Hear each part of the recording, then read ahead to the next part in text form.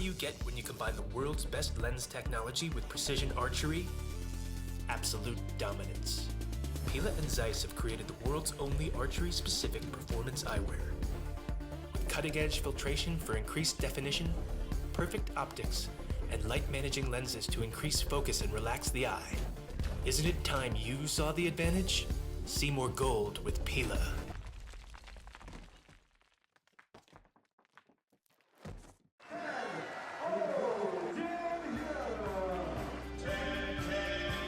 Dead center for Rio, the great sportsman in archery. 20-year-old Bridger Deaton wins the gold medal. Julian de Loche. Rick van der Ven of the Netherlands is your gold medalist and able to hold his arms in that bow very high in the air, pose for his golden moment. There comes a smile. Excel Sights, leading technology, proven results.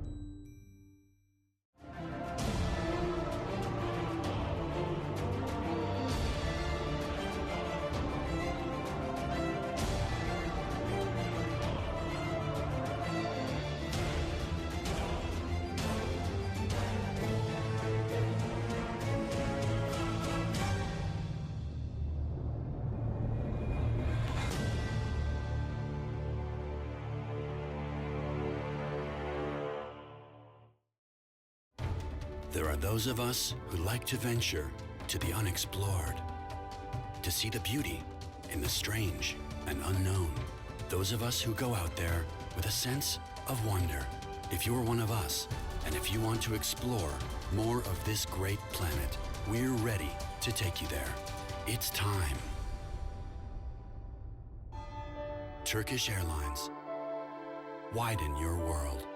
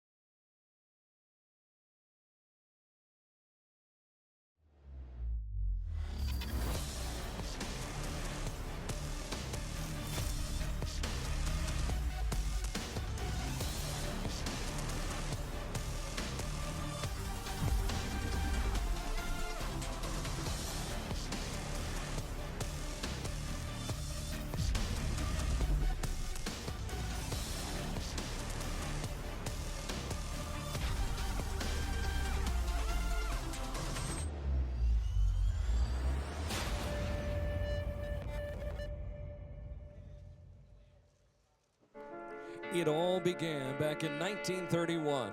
For more than 8 decades, this outdoor test of an archer's skill has played out on many of the world's great stages. London, Paris, Berlin, New York, Beijing, and Belek have all hosted the best with bows and arrows. Now that duty's been bestowed upon Denmark and the iconic city of Copenhagen, one of the most diverse spots on the planet. At least at this moment it is. A record number of 96 countries brought more than 600 archers to this World Championship event. Armenia, Bangladesh, Moldova, Israel, Estonia, and many, many more have all come to Scandinavia seeking precious medals and a place in the record books. Wherever in this world you might be watching, Velkommen, Ni hao, Hola, Konnichiwa, Dzień dobry, Merhaba, Privyet, Shalom, Guten Tag, Bonjour, Buongiorno, good day mates, and Aloha. Welcome to Copenhagen's Christianborg Palace and the 2015 Archery World Championships. Along with the man from down under, Australia's fine recurve archer Taylor Worth, I'm Carl Arky, bidding you a pleasant good morning, good afternoon, or good evening, depending upon where in this wide world of ours you're joining us. We're glad to have you and yours watching our live shot-by-shot coverage on Archery TV. Taylor, good to see you again. Good to see you too, Carl. Thanks for having me today. It's been an interesting week here in Copenhagen, hasn't it? It has. It has been a very interesting week here with some interesting weather and yeah, great shooting all around by everyone involved. Should be high scoring today. I mean, compared to what you were shooting in earlier this week with the wind and the rain, the winds are relatively calm this afternoon and there's no sign of rain. Yeah, it is. During the week, we've had some very, very heavy winds and rain, even hail at some point. But right now, clear skies, no wind, almost perfect conditions for shooting and some good scores this afternoon. Of course, I think the big story coming into this afternoon session of mixed team and individual matches is Korea. Let's give the folks at home a little bit of a background about Korea. In the 7 World Championships that have been held since the turn of the century, Korea has won a total of 40 medals, which is far more than any other country in the world over the same time span. They average almost 6 medals at each World Championship event. Now, yesterday in compound, they won 3. They won 2 more this morning in team competition, and they could win 4 more this afternoon. That's got to be intimidating, isn't it? That's just crazy. That just shows the amount of talent and the depth of talent that South Korea has. Even if their top shooters fall sick or are injured, they've got such depth that anyone can fill their ranks and be just as good as everyone else. And take advantage of the opportunity and step up into the spotlight and win more medals. Well, we'll begin with mixed team competition. And this is the bronze medal mixed team match featuring Georgia versus China.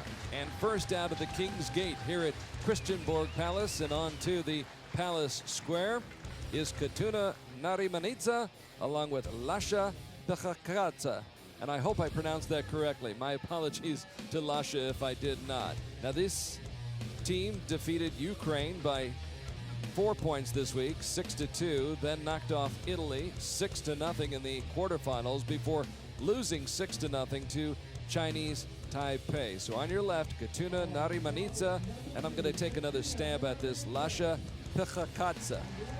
Well, Carl, I'm glad you're on the names this afternoon, not me. Lasha was very kind as he tutored me about an hour ago, and he said, if you get Lasha right, then that's all right. Well, that's helpful. So Lasha Pechakatsa, 21 years old, and Narimanitsa, 41 years old. They'll face a very young team from the People's Republic of China. China this week beating USA in a shoot-off, then knocking off Japan 5-3 in the quarterfinals before losing in the semifinals in a shoot-off, we might add, to the team from Korea, which we'll see in just a few moments. So coming out onto the Palace Square and up to the shooting line, the team of China. And we'll meet them right now.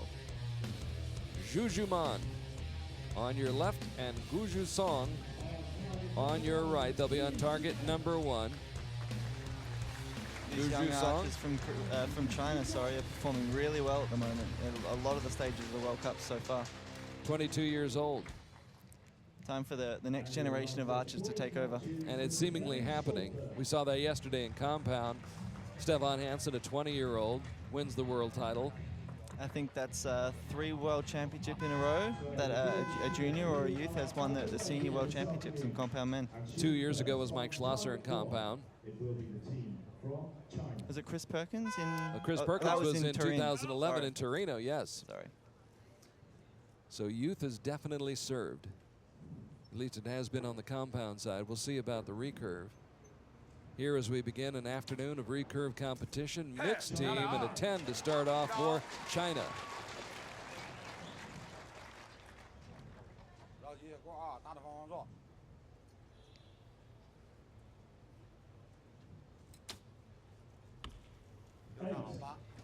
Gu Zhusong, 28th in the world.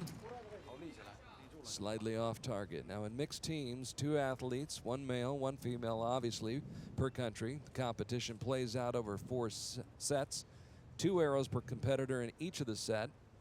So a mixed team will take a total of 16 shots to decide the winner. Lasha lands it right on the line. Maximum of 16 shots because they could be 1-6-0. That's true.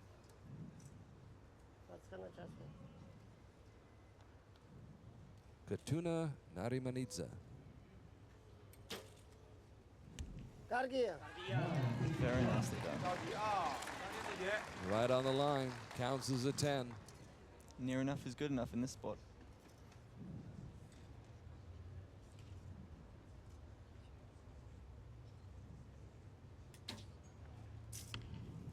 So China already trailing by 1, and that will not help their effort. As that shot drifts into the 6 ring. And Gu Zhusong brings it back inside the 10 ring. It's a nice quick shot there, nice recovery in the wind. It's a nice pickup. Zhu Man very grateful.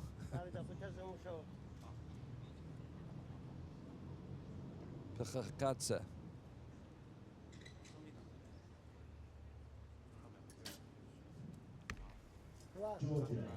That's an 8 up high. Still doesn't put them in a bad position at this point in time. Right now they just need 8 or more to take the set and pick up 2 set points. Narimanidze.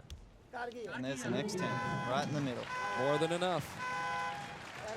So Narimanidze, 41 years old. Pechakatse, 21 years old. And Wide range of experience between the two there. you can tell who the veteran is there and who's leading the way. Narimanidze, ranked 8th in the world back in 2002, now ranked 71st. Participated in the Olympic Games in Beijing and Athens, so she has a world of experience on her side. And it usually happens in the mixed team event where the women outperform the men most of the time. What do you think that is? I really don't know. In the mixed team event that I was in earlier in the week with my teammate Semra, she outshot me without anything out of the gold. Well, the politically correct answer is that women are the stronger gender. You'll pick up a lot of points that way, Taylor. I just nod and agree. Yes, you just come to acknowledge that and life will be a lot easier for you. Take it from an old man. Dean Alberga, take it from me, one of the great photographers, sports photographers in the world. He's taken some amazing shots this week so far. Always does. So a 2-0 lead for the team from Georgia. And Zhu Man starts off with a 7. It's a bit wayward again, in the same area as her last shot. The wind's not really that much of a factor.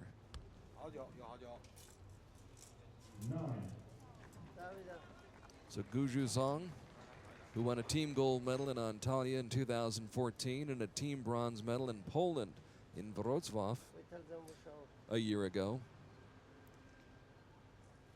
puts 9 on the board.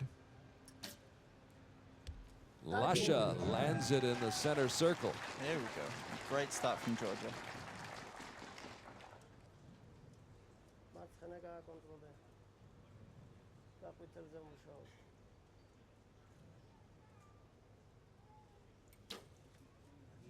Great Back shot. to back. That's where experience comes into play.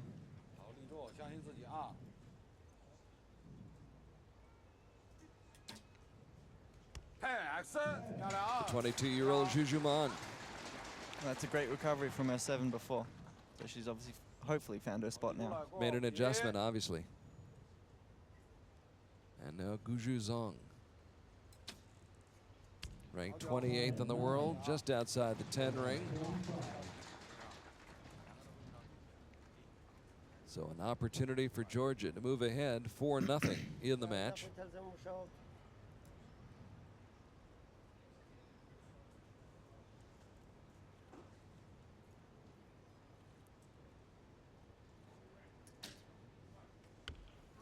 Pichakadze plants it in the 7 circle. You could see he definitely wasn't happy with that when he let it go. So the wind must be slightly tricky down there. Getting short on time. With 2 seconds to go, she lands in the 8 ring, Narimanidze. Well, it wasn't quite enough to win the set, but they do split it with a tie. So had an opportunity to go up 4-0, and now China's got to feel good about that, getting a split. And their coach trying to get them fired up as the 2 Georgian archers have to put out of their mind what happened on the last 2 shots. They started off with 2 10s, then came up with a 7 and an 8. So a good opportunity to go ahead 4-0 goes by the wayside, and the score goes to 3-1 in favor of Georgia. The shadows starting to grow across the Palace Square here outside Christianborg Palace in the heart of Denmark, or the heart of Copenhagen, Denmark, I should say.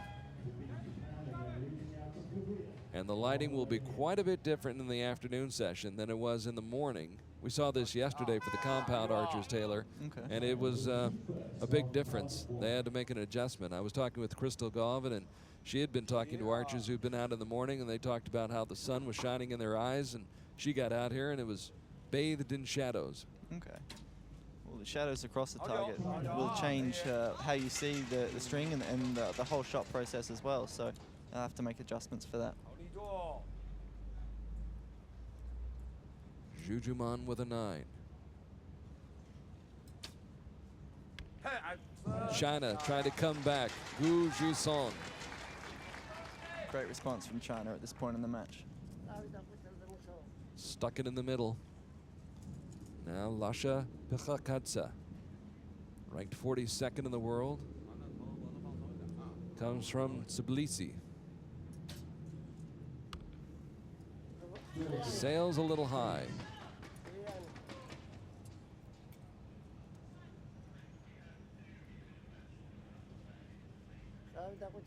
Interesting form, interesting style for Narimanidze.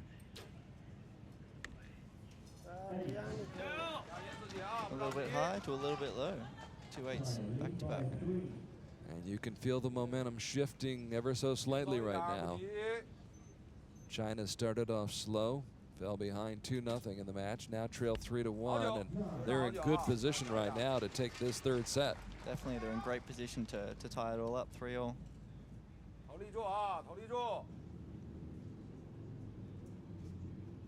Gold is good, and that's a 10. Great shooting. Good as gold. It's a golden moment right there for Gu Jusong. And they will take this set.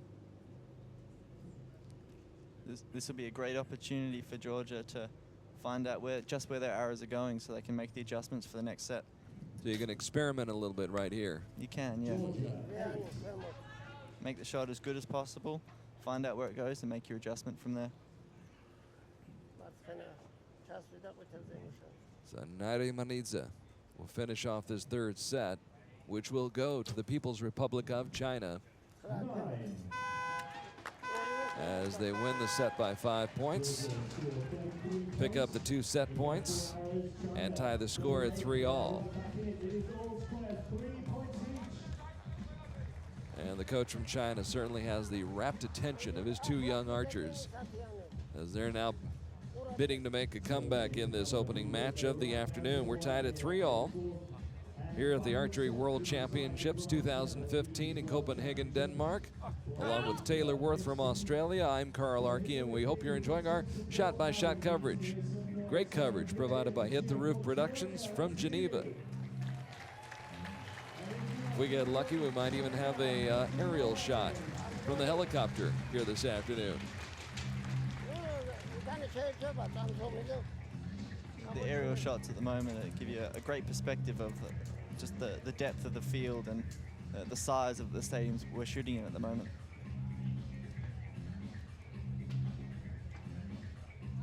A dramatic setting, to say the very least, outside Christianborg Palace here in this amazing city in Denmark. I've always found bronze medal matches are often fought harder than gold medal matches because there's one medal on the line right now. And nobody wants to go home empty-handed. No, trust me. I finished 4th twice and it's not fun. Now that was a good shot of the weights. I'm not sure whose arrow or stabilizer that was, but those weights at the end of the stabilizer, talk about those a little bit. Well, as the shot is fired, the amount of energy shoots through the bow and it has to be dispersed somewhere. So the rubbers on the ends of the stabilizers absorb all that shock as well. And with the weights on the end, help counteract that. It also stops the vibrations from hitting the end of the rod and then bouncing back into the bow itself. And different archers have put different weights on the stabilizers. Great shooting there by China. Wu Just open up Jusong the 4th set. stabbing another 10. Lots of different archers have different weight setups. A lot of people have front heavy bows, a lot of people have back heavy. A lot of people like to have very minimal weight on their bows themselves. Lasha Pichakatsa's hand shaking, but he was able to hold it together for a 9. And a 10 right here from Nari Manidze would be huge for Georgia. That comes through with an 8. So it's advantage China. 2 arrows remaining from each country and 1 point.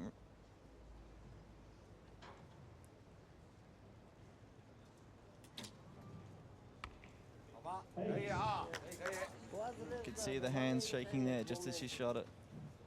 She wasn't quite happy with the execution. Jujuman posting another 8. That's back-to-back 8s for her and back-to-back 10s for Gu Jusong. Great recovery there from China.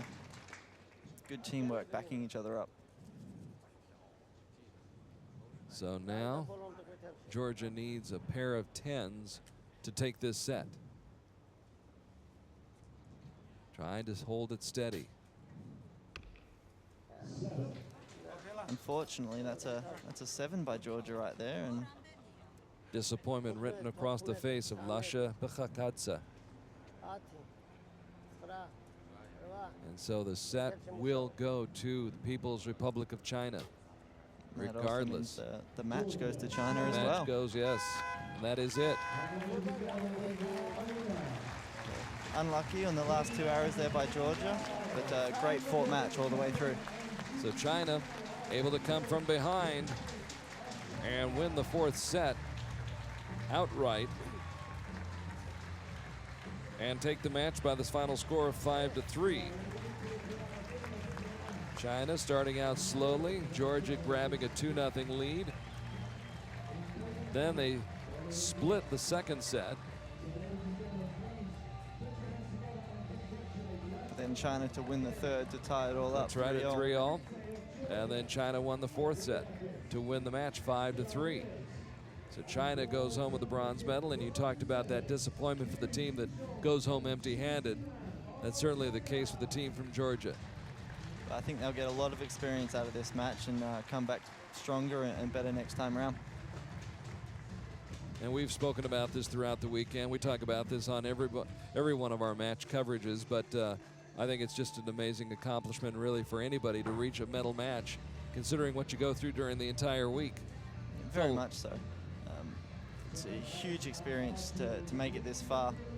Really hard fought just to make it to a medal match itself, especially in the mixed teams with it just so cutthroat, and 1 point can make the whole difference over the entire match. And nobody, well, a lot of the fans don't get to see what goes on during the week, the hard work that's put in, but there's pressure on each and every arrow you shoot during the week. Yeah, each and every arrow, from the very first practice arrow that we have from our qualification round to the last arrow that will determine what our seeding is for the qualification and the match play, into the mixed team, the individual, and even the team event as well. It's huge pressure on every archer out there at the moment. And physically, it's not just the mental pressure, it takes a physical toll as well. Very much so.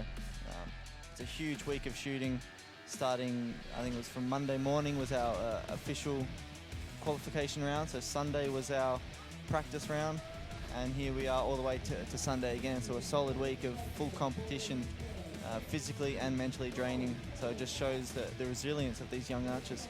Well, we've talked a lot about Korea, but we need to talk a lot about Chinese Taipei, because they could pick up as many as 3 medals. They will perhaps pick up 3 medals. I think, in fact, they're guaranteed 3 medals here today. They picked up 1 this morning in team competition, and now here they are in the mixed team gold medal match.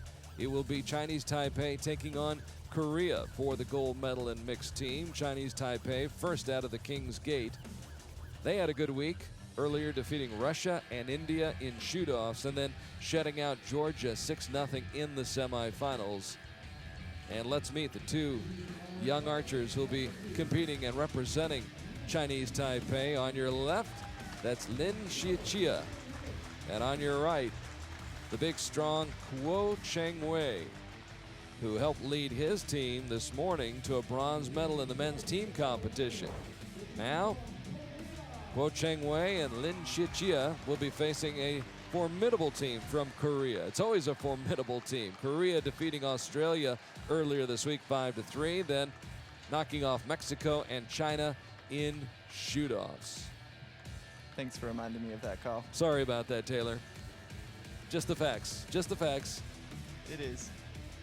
We'll talk about that match a little bit as this one gets going. You can fill us in on the details. But two terrific shooters and archers out there on the line right now for Korea.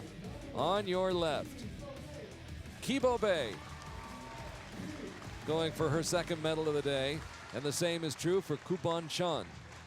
This morning, Kibo Bay won a bronze medal in team competition. Kubon Chan took a gold medal in team competition along with Kim Woo-jin and Oh Jin-yuk. So Kibo Bay, Kubon Chan for Korea facing Lin Xiechia and Kuo Cheng-wei for Chinese Taipei.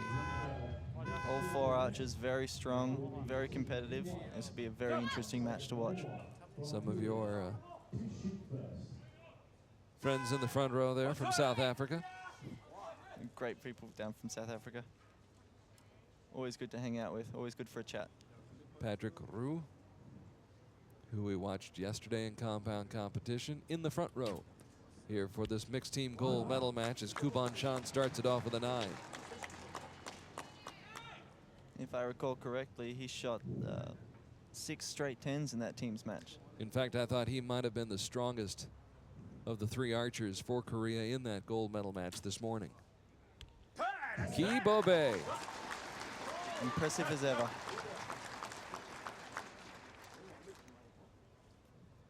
She'll also be competing in the women's gold medal match and going for her first world title. Kuo Cheng-wei continuing the strong shooting that he displayed this morning.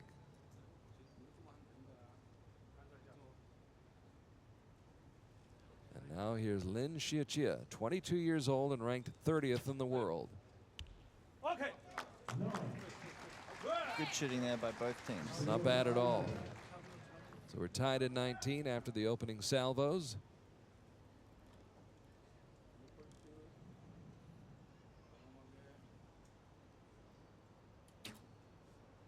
And Mr. Koo connects.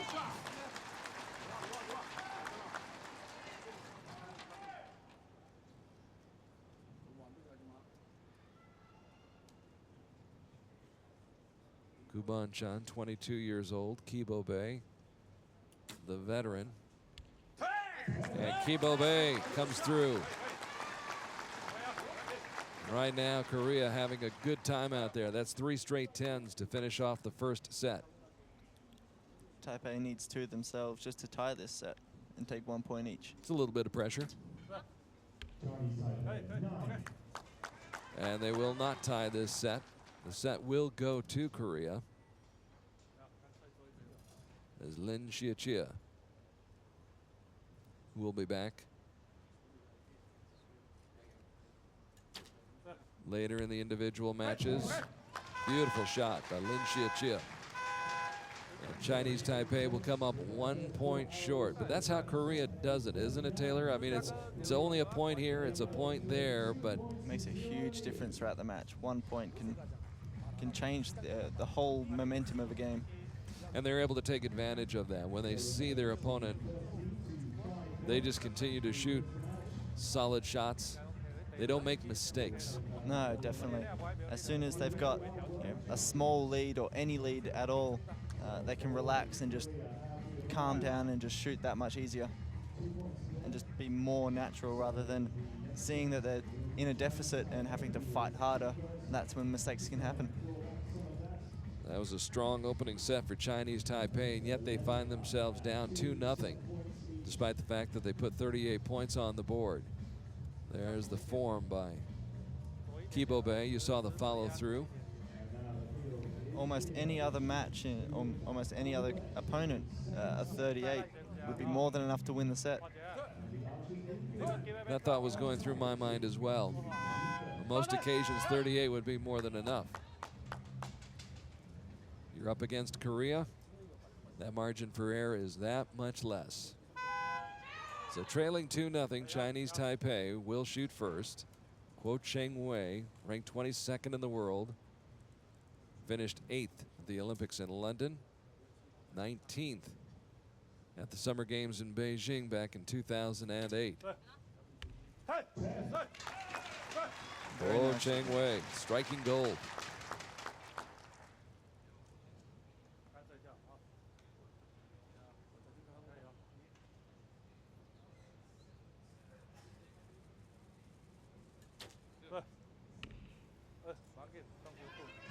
Up high that time for Lin Chia. Interesting that all of the arrows shot so far by Chinese Taipei is above the center of the gold, of the center of the X.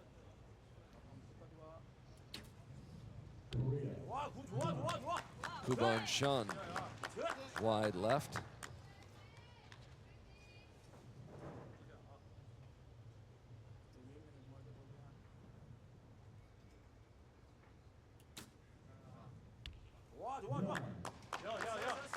Another 9 for Korea. So it remains close here in the second set.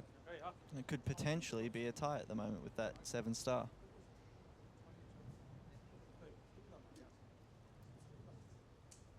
Mr. Kuo. Status quo. Pair of 10s here in the second set for Kuo Cheng Wei. The experience from this morning in that teams event is really showing off now in the mixed teams.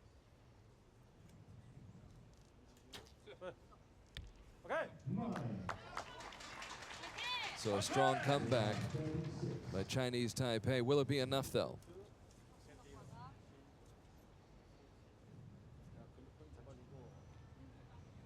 Time and time again, we've seen Korea come through in these situations. Kuban Shan with a 9. I was about to say 2 10s could guarantee them the set, but with that 7-star, we won't know until the judges get up there and have a closer look. Kibobe bearing down. Almost outside that 9 ring. Well, at the very minimum, they'll split the set, take 1 point each. But they have the potential for Chinese Taipei to come and square the match up at 2 all so far. And you could see immediately after she shot that arrow, she went and adjusted her sight. Now, what kind of an adjustment would she be making?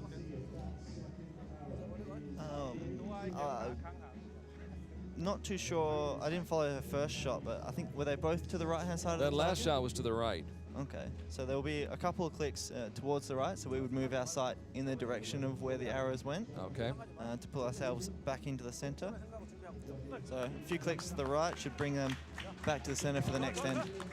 We'll see if that works out as planned. Now we just await the decision of the judges. Has it been rendered?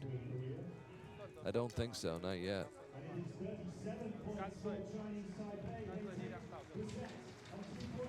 I believe they did give them 7 points. Yeah.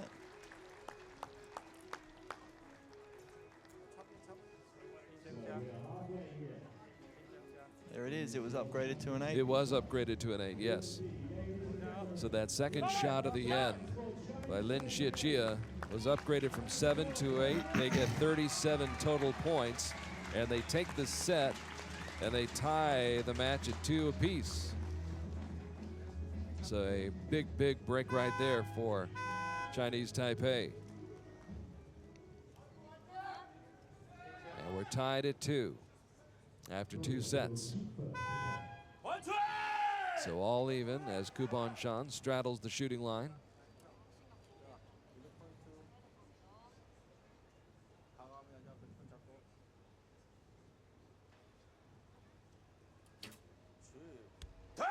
Zeroes in on the center of that target.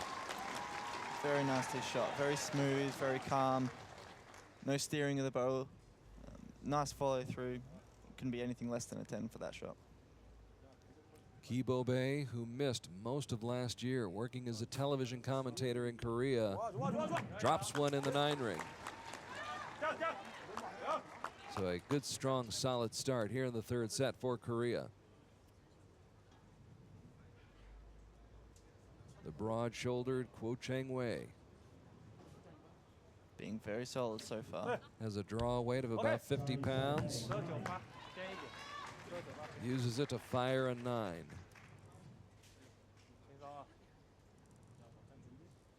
If Lin Xiechia can come through with a 10, we're all square. X10, great shooting. Under the pressure of the potential World Championship medal to go clutch on that 10 right there. Very impressive. Big time shot, clutch shot, and it ties the score at 19 all midway through this set. Kuban Chan. It's even closer to the dead center of the target.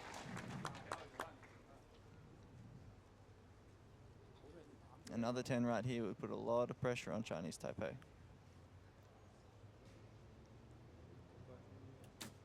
Kibo Bei taking her time.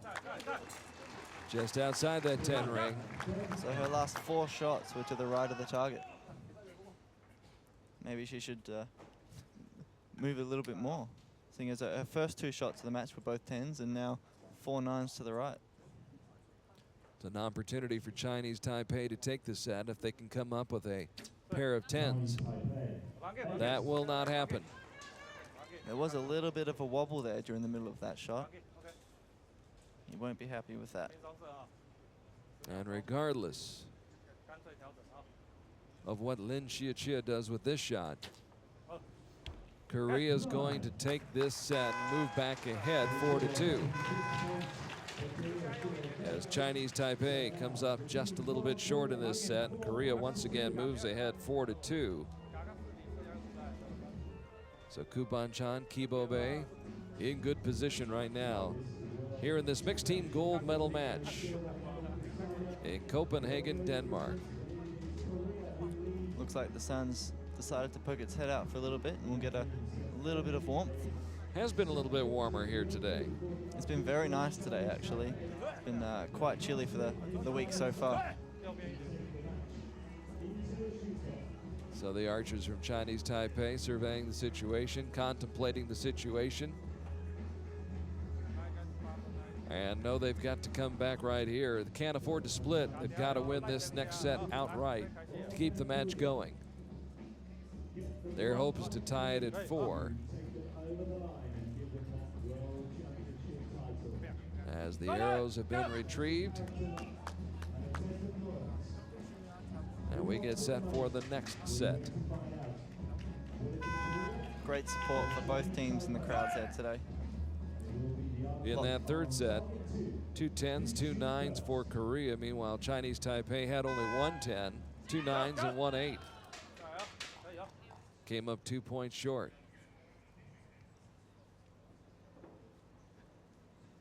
So now Kuo Cheng Wei.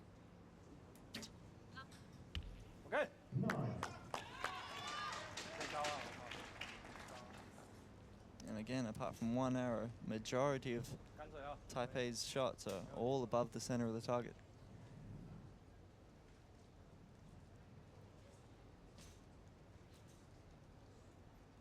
A little shaky. Almost got it in there.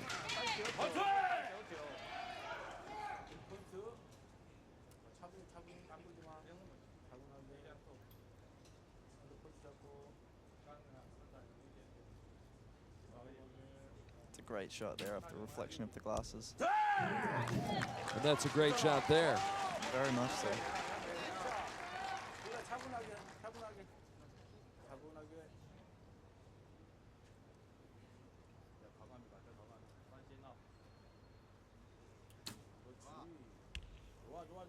Banchan standing directly behind Recuve as they work together trying to secure this gold medal for Korea.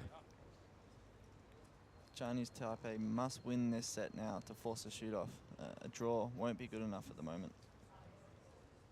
They need 2 10s right here, back to back. They start off with that one by Kuo Cheng Wei.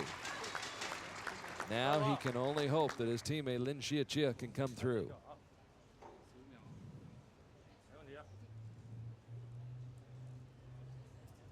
Has been competing since 2008 on a limited basis, but what a shot by Lin Xiechia. At the very least, they have applied some pressure on Korea. Definitely. But Korea can still win the set and win the match.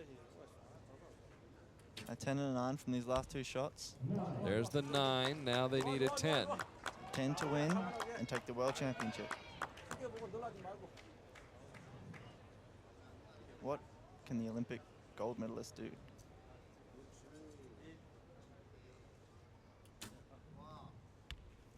A 9. Just out. Looks like So we go to a shoot-off. the set goes to Chinese Taipei. And you look back at that set, Taylor, and the key shot was the one by Lin Xiechia. She had to have a 10. She came through with the 10. She did. I did notice she was wearing the number 1 on her quiver. She was the highest ranked female archer coming into this event. That clearly means she shot the most 10s during the ranking round, and it came up, again, like I said before, she came up clutch this time and put an X10 right in the dead center of the target. Under all sorts of pressure coming through in the clutch, Lin Xiechia, 22 years old, comes up with the big shot that ties it at 4-all after 4 sets. So here we go. So 2 arrows from each country now, 1 from each archer. It doesn't matter if they tie on score, it's the closest to the center. Obviously, if there's a score higher than the other opponent, then they win the match and they win the shoot-off. But if there's 2 10s each, it'll be the closest to the center of that. And just to make sure, they will change the target faces. Fresh targets being applied right now as our eye in the sky. Making sure there's absolutely no margin for error in something this important.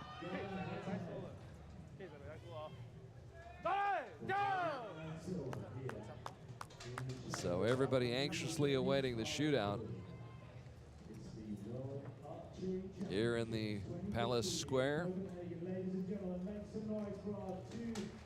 Packed grandstands, been packed all weekend long. This event sold out several weeks ago as the organizing committees here have worked together, several organizations working together to promote this event. And the turnout has been nothing short of sensational. Great support from the fans. And they have seen several shoot-offs so far this week. They're going to be treated to one right now.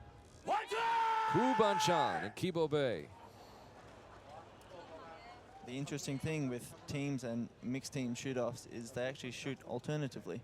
So they'll shoot 1 arrow each and then swap to the country, and then they'll swap back again. Game on. And that is a fantastic shot there by Ku.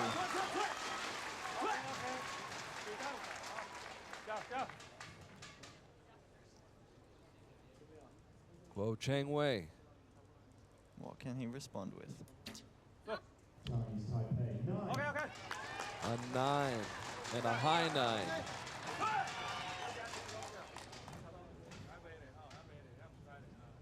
A 10 here by Miss Key will take the match and take the shoot-off. She can put it away. Can she do now what she couldn't do last set? Got it.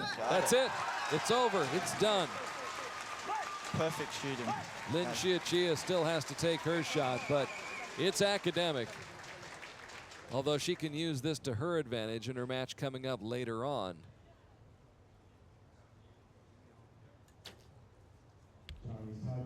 So a strong finish by Lin Chia. She shot very, very well. But the gold medal goes to Korea. Great shooting by both of those countries there. Fighting all the way right to the very end. And it takes perfect to win the match. So they win it in a shoot-off. 5-4, the final score. And Korea has just picked up its third medal. I believe third medal? Yes, third medal of the day so far.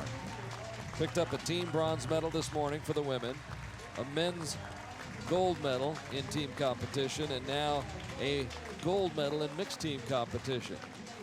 But wait, they're not done. We'll see Choi Mi-soon coming up in the bronze medal match for the women. Then Kibo Bae and Lin Chia will be back in the women's gold medal match. And then the final match of the day, the men's gold medal match, it'll be Kim Woo-jin facing Rick van der Ven. So there's a chance right now for, what is that, 3 more medals? Well, they'll definitely get at least 2 with, exactly. with 2 in the gold medal final, but the potential for that third in the women's bronze medal match with Choi Mi-soon. But credit Chinese Taipei, they did a great job of coming back, challenging Korea. But Korea just has there's a culture in their program, a culture of winning. And you see that in different sports with different teams. It's just been instilled in the program, and while the athletes may change, the culture remains the same, and they find ways to win.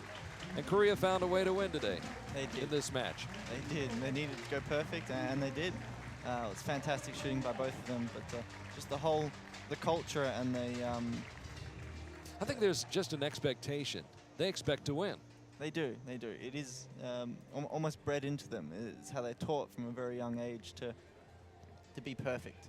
And it's amazing to see when you're over there. I've been over there training with them quite a few times, and it's just amazing to be in their presence while they're shooting and while they're training. And it's just fantastic to see. Describe what that's like, Taylor. It's like going from being a big fish in a small pond for a country like Australia with not a lot of depth, and you go over to Korea and you go from you become a tadpole in an ocean full of archers. We were looking at some of their national championship results a couple of years ago. They needed to qualify to go to their national championships at a score of a 1350 when we were still shooting a 90-meter feeder round. They had close to 100 or 150 entrants to qualify for that event, and at the time, nobody in Australia could shoot that.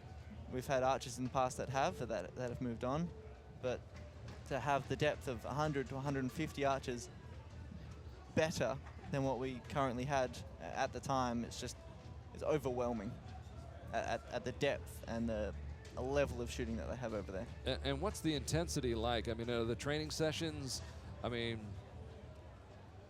sure they're business-like, and they're very much, and we can talk about this a little bit more, and we probably should get back to this in just a few moments, because the Recurve bronze medal match for the women is about to take place here at the Palace Square. There's another familiar face from this morning's team event. And in this women's bronze medal match, it will be Laxmarani Maji from India, who's out first out of the King's Gate. Laxmarani Maji, who was part of that Indian team that had a chance at a gold medal in the women's team competition, came up just a little bit short as the Russian Federation came from behind to win in a shoot-off. And so Maji went home with a silver medal for her efforts, along with her teammates. Now she's back, fighting for a bronze medal.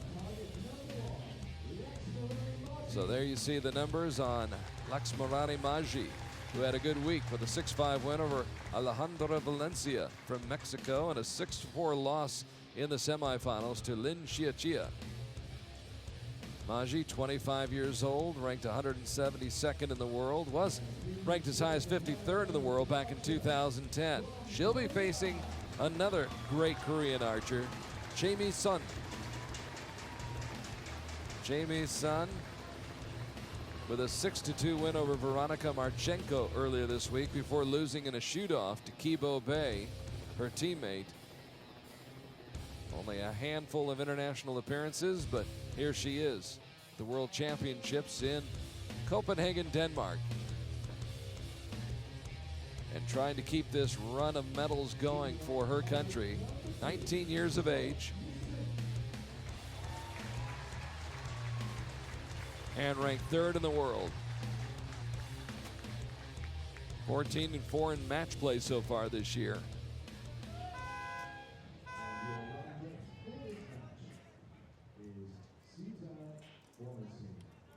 One more great archer in the stable.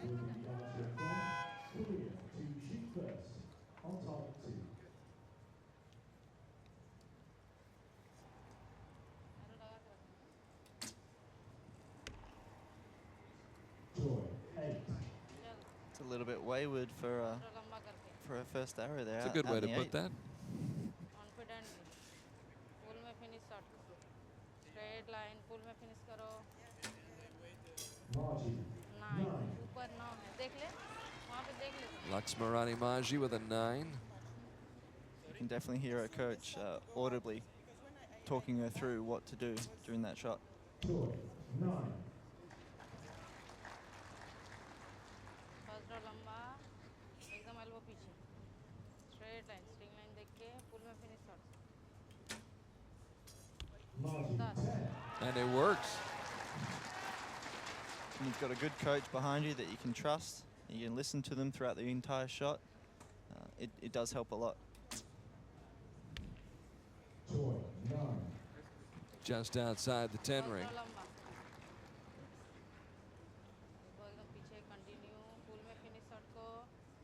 Eight or better. Takes the set. 28-26. The 2 set points go to Laxmarani Maji.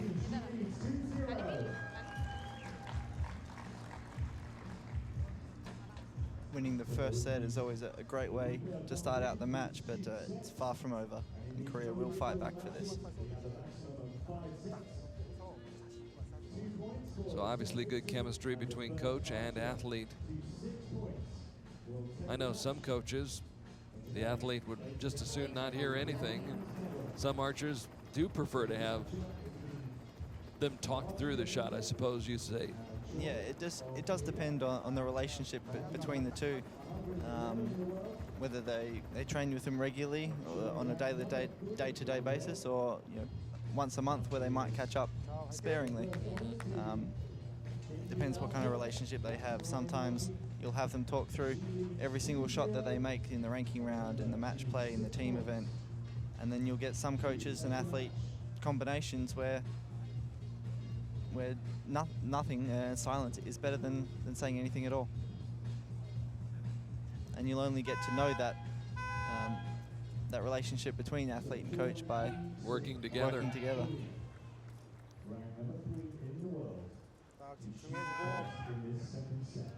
So Jamie Sun, trailing 2-0, will shoot first.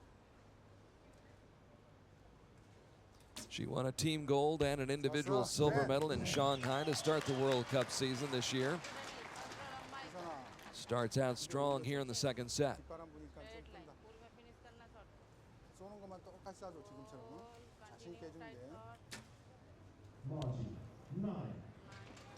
There was a little bit of a wobble there, just as she was expanding and pulling through, but good recovery to keep it within the gold.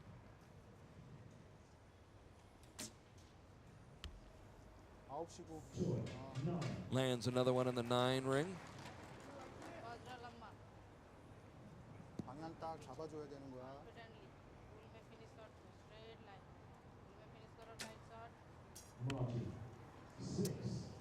And that one, what did you say, wayward?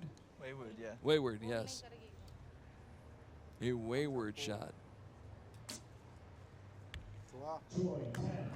Tacks on a 10 and secures the set.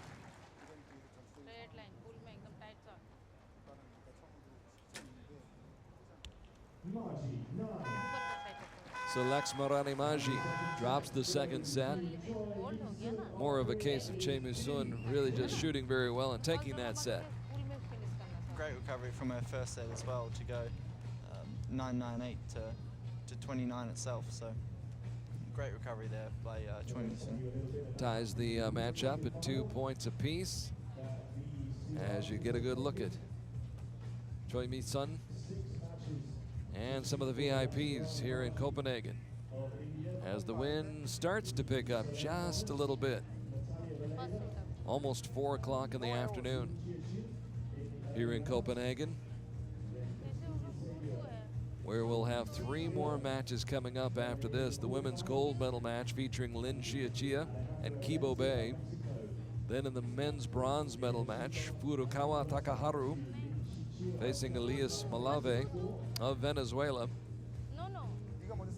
And in the men's marquee match, Rick van der Ven trying to stop Kim Woo Jin. But point is 2-2. She should. Yeah. But if Korea can come away with 6 medals today, along with the 3 they had yesterday, that's a 9-medal haul from the World Championships. It's just phenomenal. It's amazing, isn't it? It's almost uncomprehendable that they can be that good in every division and just have that much strength and domination.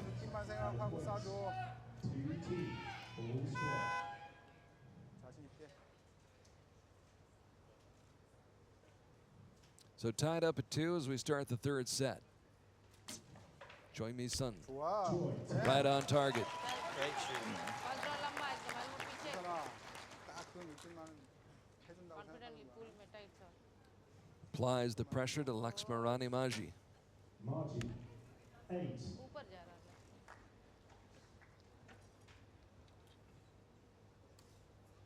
A little bit high there, just with their last couple as well.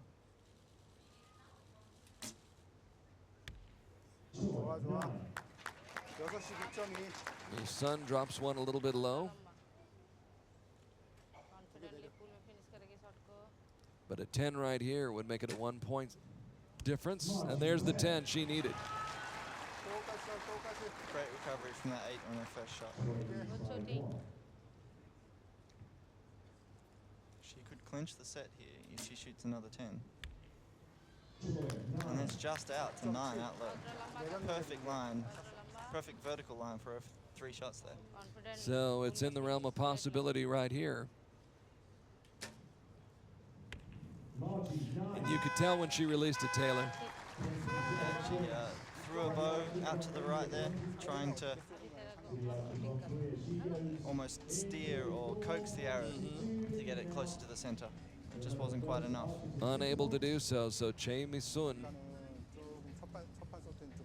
takes this 3rd set and moves ahead 4-2.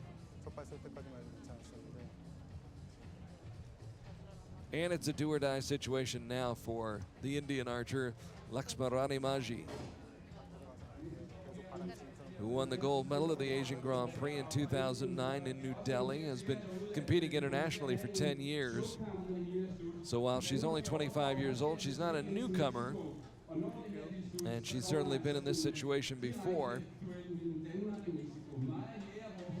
Competing for 10 years internationally and only 25. Isn't that amazing? Starting at 15 years Yeah. old. And now she's made it to a World Championship bronze medal match. There's hope for us yet. There's always hope.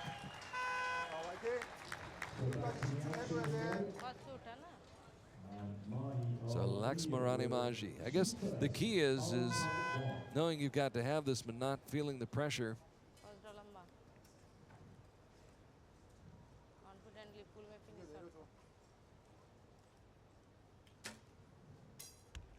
shot. Great shot. The key at this point in the match is not to overthink the situation.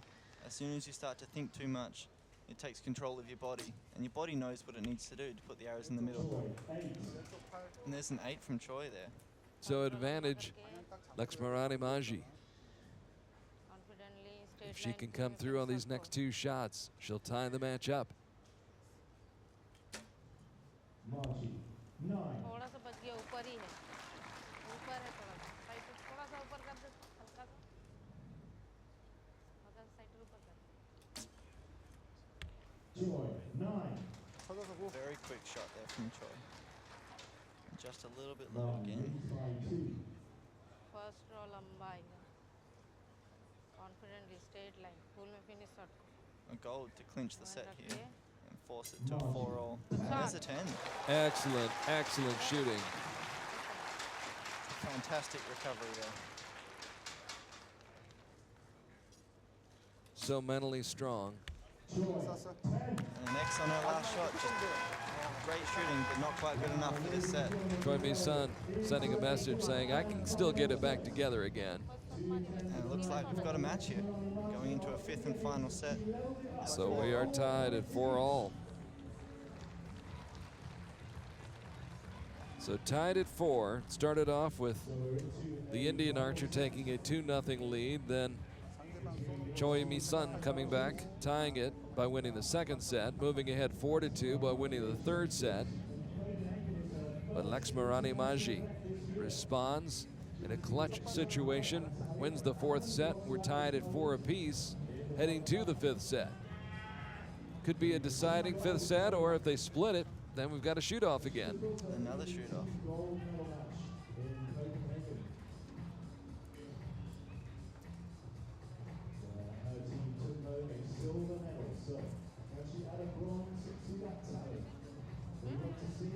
The release and the follow-through.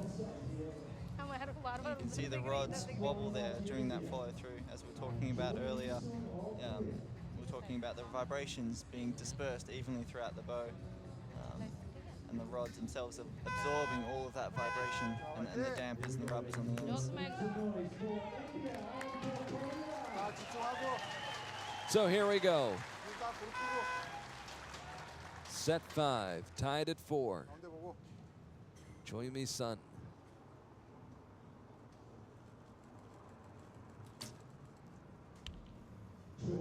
Almost getting it in that 10 ring, which would really have put a lot of pressure on Confidently. Laxmarani Maji. Pull में finish shot को एकदम. Opening with a 10 is always nice. Tight shot. Pull में. Maji ties 6 it. बजे ना. दो hand रखना है ना. Follow A through. small smile on her face there, a little bit of relief maybe, if she wasn't quite happy with that shot. A ton of pressure on both of these young women. There's a 10. And the pressure's been dialed up even more now on Maji. You can almost see the determination in her eyes as she shot that, and that she knew it was going in the middle. Pull में. Maji! A closer 10, that's an X ring. We do have a match on our hands here. This is fantastic. These two going toe-to-toe. Another 10. Another X10. She tacks on another one. A 10 here to force the shoot off. Pull में shot को finish. Anything less than Straight perfect line. It's all or nothing. Pull में will finish cost her the करो. match. Holding it a long time. And the match will go to Korea. Very close there. Comes down to the very last arrow in the match to decide it. Last arrow, and Laxmarani Maji could not match the 10 by Choi Mi-sun, who picks up yet another medal for Korea. The run continues. That is amazing. That will make 9 in total. It will. They will go home with 9. She was the key. It was either going to be 8 or 9. Definitely. It's just a matter of whether they take home another 2 gold or Or silver here and a gold there. Could be mixed match, whatever. complete the whole set. The 9 medals will be the haul for Korea, thanks to Choi Mi-sun, who comes through in the clutch in what was a great match. And you can see the relief and the happiness on her face. That smile goes ear to ear.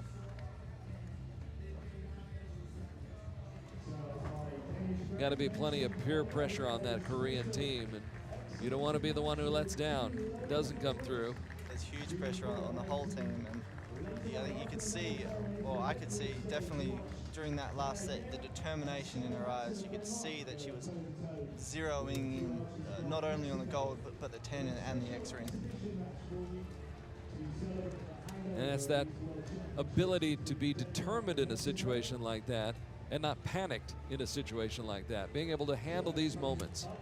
Yeah, to have that knowing, that self-knowing that no matter what you do, it is going to go in the middle. You've trained every day for this. You've shot hundreds and thousands of arrows, and you know and want it and you need it that much. You put it in there, even by sheer force. So getting back to what we were talking about before when you were there training with the Koreans, what do they do in their practice that instills that kind of confidence?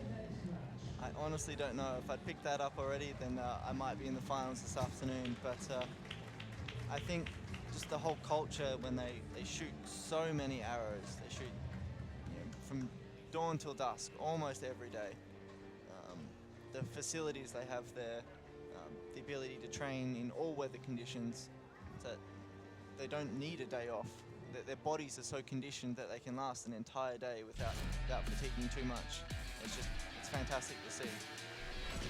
A great program in Korea, and obviously we're seeing the fruits of their labors and what that program has been able to do as the medals continue to pile up, and there's another medal out there right now here in this women's gold medal match. It's just a matter of which color of medal Korea will take home. Lin Xiechia for Chinese Taipei back out on the Palace Square to face Kibo Bei in the women's gold medal match. Lin Xiechia, who finished up that mixed team medal match, I believe, with a 10. She's back out there now. Now this week in individual competition, Lin Xiechia scored a 6-2 win over Aida Roman in the quarterfinals, and then a 6-4 victory over Laxmarani Maji in the semifinals. So Lin Xiechia back out on the shooting line, 22 years old, ranked 30th in the world, on the national team since 2008. And look at her record in match play this year, 23-8.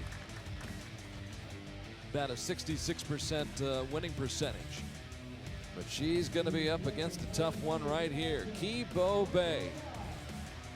Kibo Bei knocked off Katuna Narimanidze 6-4 in the quarterfinals, then took a tiebreaker from her teammate Choi Mi-sun. And she is out chasing the one medal that has eluded her during her career. She's won an Olympic gold medal. She's won a World Cup Finals gold medal. She has never won a World Championship title. This is the one gold medal, Taylor, that's not in her trophy case. That is quite surprising, to be honest. With a track record as elusive as Kibo Bei's, to not have a World Championship individual gold medal. And I'm sure she is keenly aware of that as she strode confidently onto the Palace Square. Great shots from high above here in Copenhagen, Denmark on a beautiful Sunday afternoon. So they both fought each other in the previous match in the mixed team final, but they were both on different targets, so they've swapped sides of the field. So we'll see what that does to their sights. Be interesting to see if it makes a difference. Lin Xiechia on target number 1. Just inside the 9 line.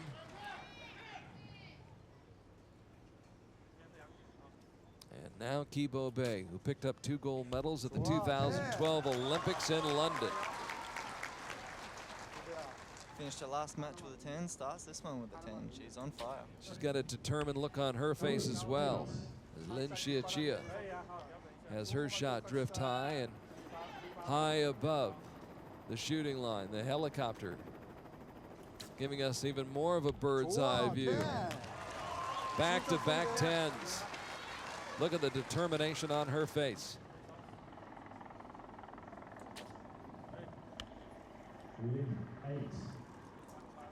Probably not quite what she was after on that first set there. A difficult start, but Lin Xiechia, always with a smile on her face, able to handle the pressure. and almost 3 straight 10s by Kibo Bay, but she has definitely sent a message to start this match.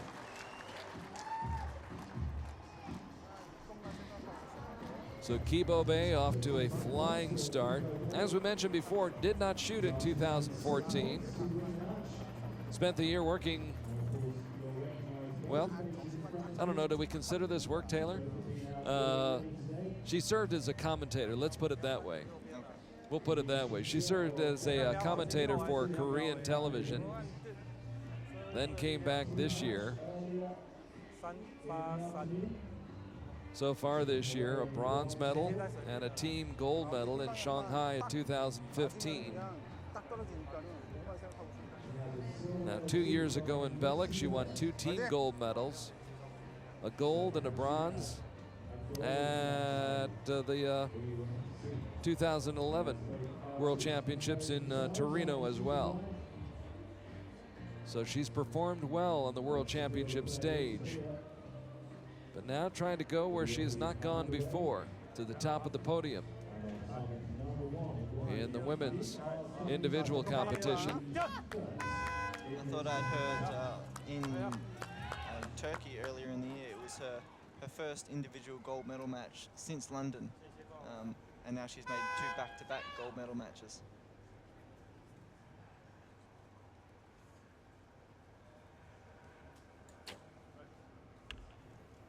Again, Still struggling. Hard. It was a similar story in the mixed team final, where all of Taipei's arrows just going just that little bit high. So whether there is a difference from the practice field to the competition field. Slight adjustment by Kibo Bay after that 9, and does that catch the line or not? I think it does. It looks in from here. So 10 points. A shot that Lin Chia really needed. As Kibo Bay falters just a little bit. Another 10 here from Lin will take the set.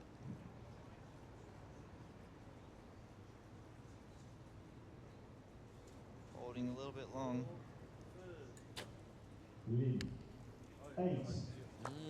That's unfortunate. So a 10 would put Kibo Bay really in the driver's seat. Not that driver's seat in the helicopter. There's the 10 that puts her in the driver's seat. She wins the set. When it looked like she was down and just about out in that set, she comes back and wins by 1. Definitely. She definitely drove that right into the 10 itself.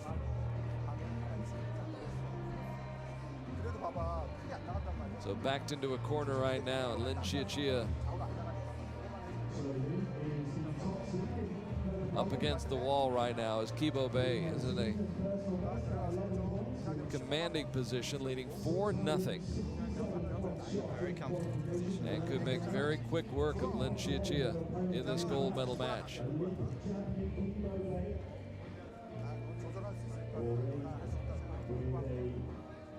Back in 2012, Kibo Bay so dominant. She only showed up in 2 of the stages on the World Cup Tour, entered 5 events, and won gold medals in 3 of those 5. But as we said last year, not on the national team, has come back strong. Beautiful form. Very smooth, very simple.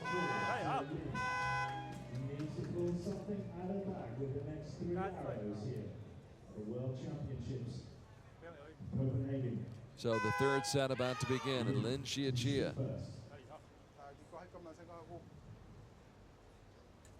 can she put up a fight? Trying to.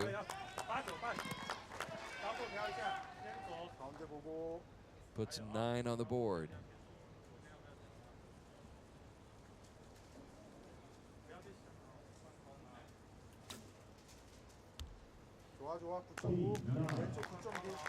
Didn't look too happy with that, but still managed to get it almost in the 10. As soon as she released, you could see it. So all 3 arrows shot so far to the left-hand side of the target. There might be a little bit of wind down there. Can she take the lead right here in this set? No. We're still tied at 18 apiece.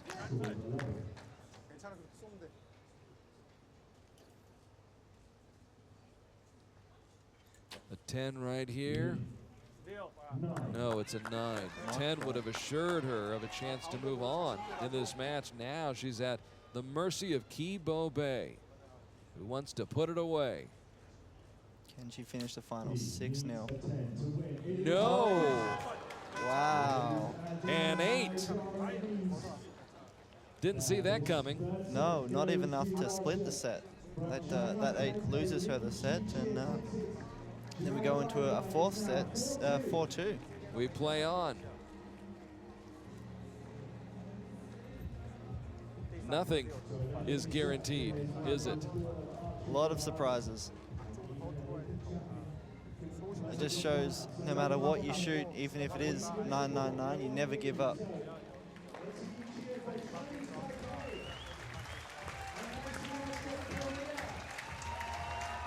So Lin Chia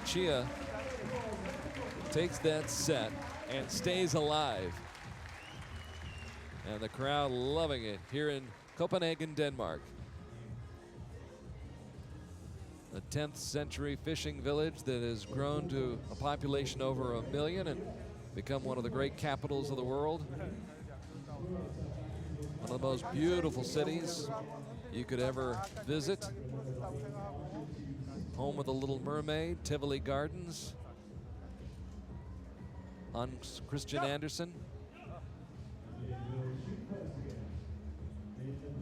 And we'll get a good look at Lin Chia.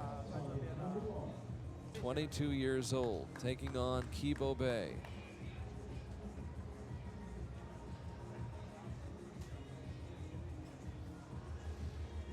And as we just saw from the last shot there from Kibo Bay, at this level of competition, it's not about who shoots the most 10s. It's more about who makes the most mistakes. Because she could have quite easily, at the very least, shot another 9 and tied the set up. But maybe she tried too hard to shoot that 10, and it cost her the set by shooting an 8. I agree with you, Taylor. I think it's whoever is able to minimize the mistakes. Lin Chia with new life. Can she take advantage of it? That's on the line. That ought to be a 10. That's almost the exact same hole as she shot last time.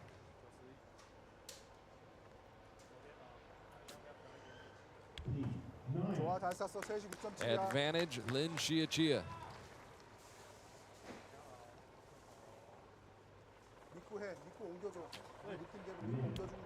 Another 10. Fantastic. Back to back. You can see the timing and the quickness of those shots is back from her form, whereas the last couple of sets, it was holding a little bit longer, trying to aim probably a little bit harder. Kibo Bay rising to the occasion. Great response there. Kibo Bay leading in the match.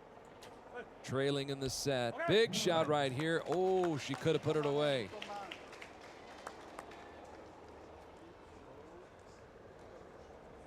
So here's Kibo Bay trying to split the set. And she does. And she does. That's why she's known as one of the best.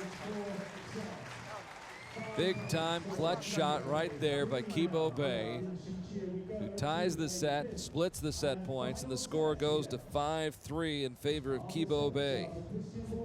Looks like she made her mistake last set by trying to aim too hard. Now she trusted herself, made it easier, relaxed a little bit, and got the result she was after. So we're going to go to a 5th set right now. What's going through their minds? You've been in this situation before. I have. Majority of the time, actually, I'm down in sets, but I always find a way somehow to fight back, find some resilience, and basically the whole KISS method is keep it simple.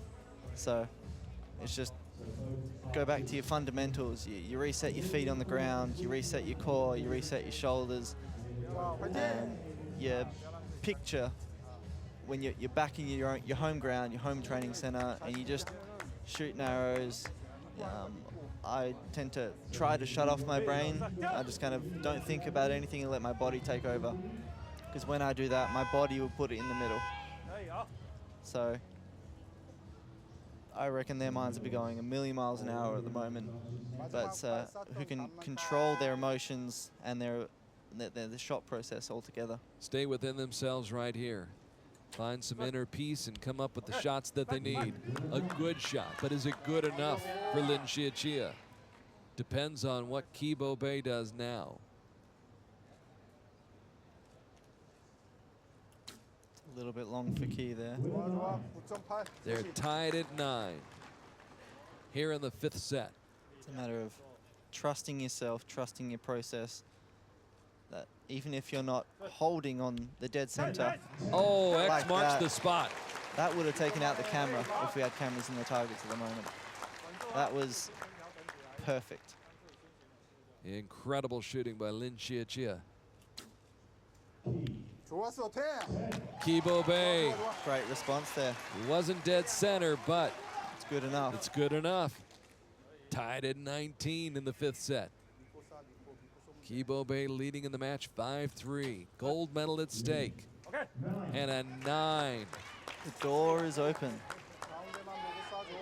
Now she made a mistake in the 3rd set. She fixed it in the 4th. Can she calm down, relax enough? Gold is good. Gold will win. And it's a 10. then there it is. Fantastic. She's got it. The one gold medal she had never won before is finally hers. You can tell she's a happy lady. And I think part of that happiness comes through the fact that she had to fight so hard against a tremendous archer, Lin Xiechia, who's obviously disappointed, but all the respect in the world for both of these young ladies.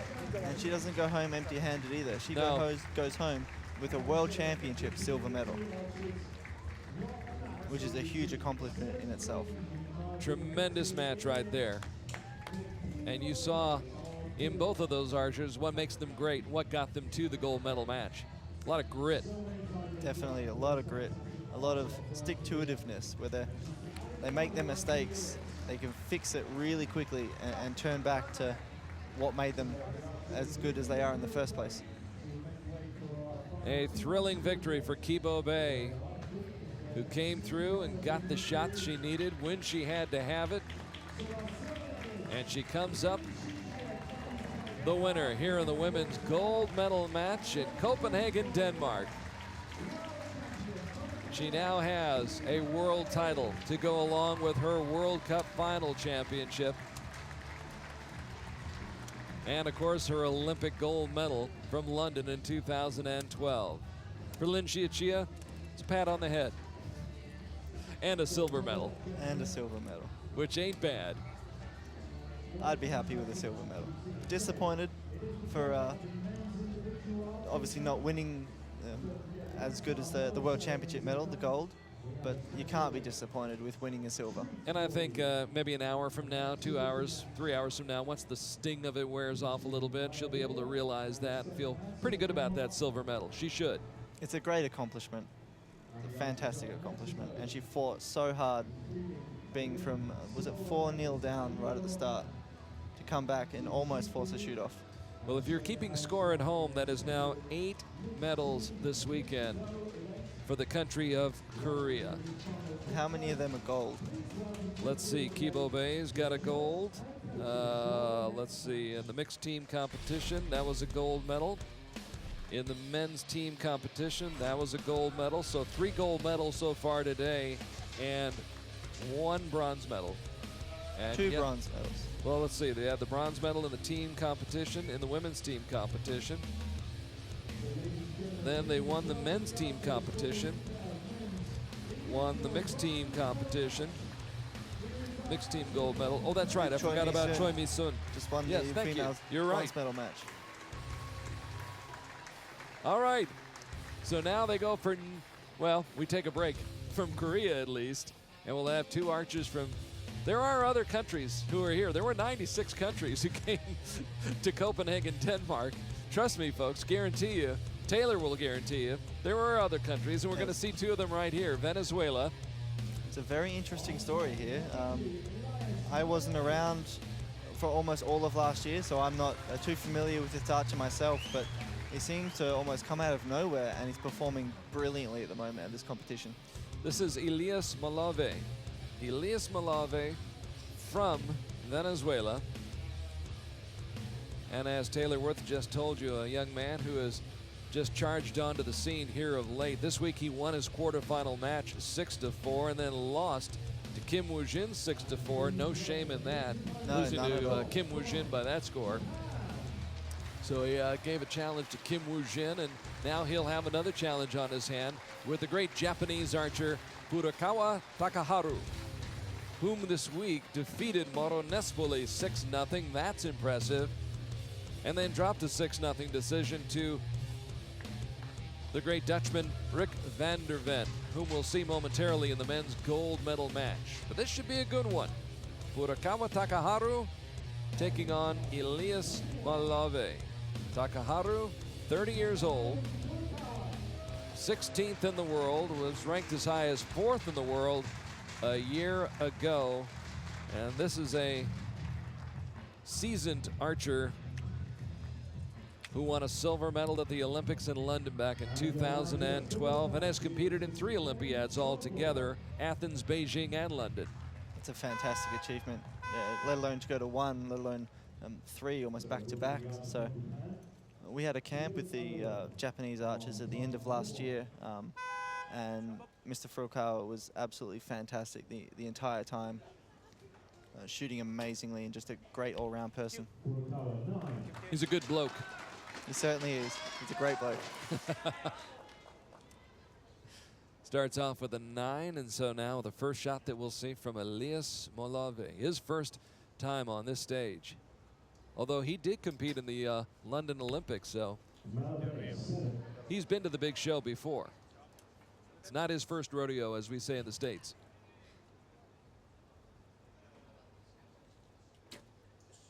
Mr. Furukawa increasing his advantage and knowingly nodding to his coach.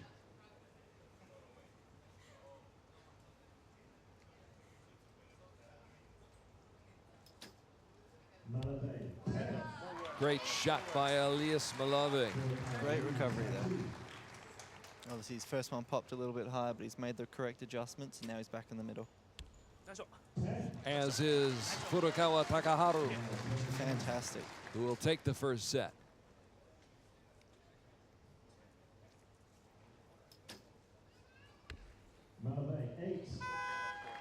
Drifting a little bit high and right again. So Malave going back and re-strategizing after that opening set. That's a settle down set, getting used to the situation and the setting. His first time out here on the big stage today. Being overwhelmed by the nerves and the pressure you put on yourself to perform well on this stage. So hopefully he can calm down and relax a little bit so he can show us why he made us here in the first place. As a nation, Venezuela made its presence felt this past week here in Copenhagen. A lot of archers doing quite well for Venezuela this week. That's great to hear. Another competitive country back in the fold, so we have to always keep on our backs, and every year the whole world takes another step up.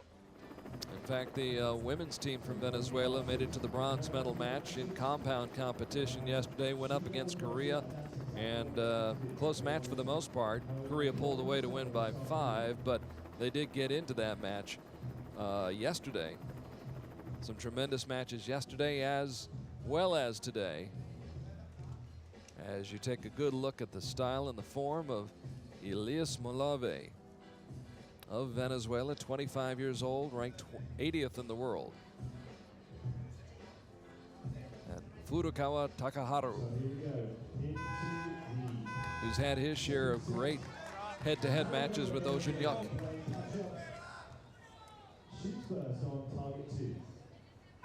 Today matched up against the 25-year-old Venezuelan.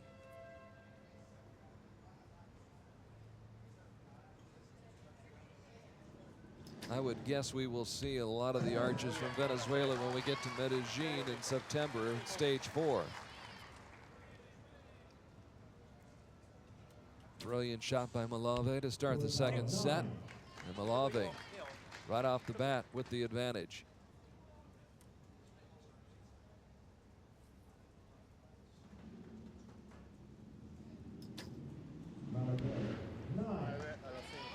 Very nicely done there. Malave looking for his first medal on the world stage. Been competing for 5 years. He finds himself now tied here in the second set at 19 apiece with Furukawa. He wasn't quite happy with that shot, but whatever he did, he managed to get it into the middle. Bottom line business, isn't it? Very much so. And there's a 10. That's how he made it to this World Championship bronze medal match. Launched the missile and landed it in the 10 ring. Needs a 10, gets a 9, set goes to Elias Malave of Venezuela. So we're tied at 2 apiece.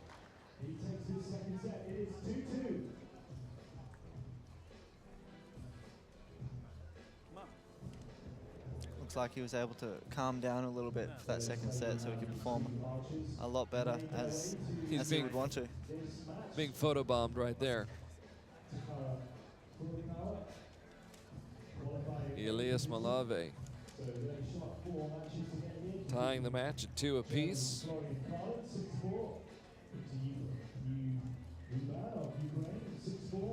Our next to last match of the World Championships this weekend here in Copenhagen. Stay with us though, we've got the medal ceremonies also coming up. After the men's gold medal match, then we will have the exchange of flags as Copenhagen will hand off to Mexico. Of course, Mexico hosting the World Championships in Mexico City in 2017. And then we'll be treated to an exhibition match, which combines recurve and compound archers from Mexico and Denmark going up against each other. Yeah, that's going to be interesting. And in fact, you asked some questions about that, and I don't know the answer. I'm not sure how they're going to set up the targets. Well, I'm assuming they would have one target at each distance, because recurve shoots 70 meters and compound shoot 50. Maybe they'll make a compromise and they'll both shoot 60 meters. But only time will tell to see how they set up the field. We'll see how that works out. Should be fun though.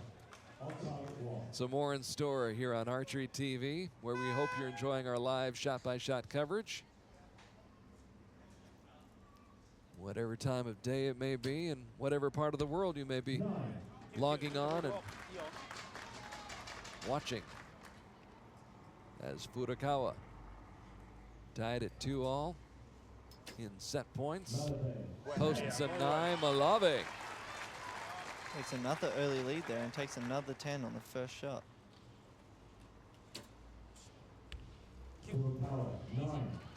Mr. Furukawa a little bit high again.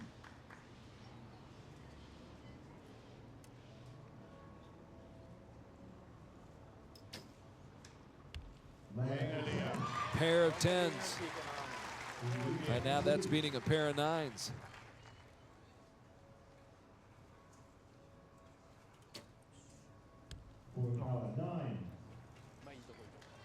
So 8 points here will take the set and put Malave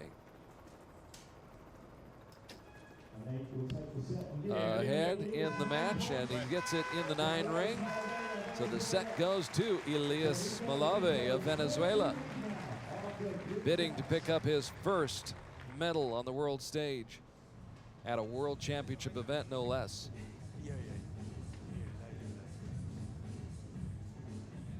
Probably only one time where a 3 of a kind will lose you a hand or lose you a set in something.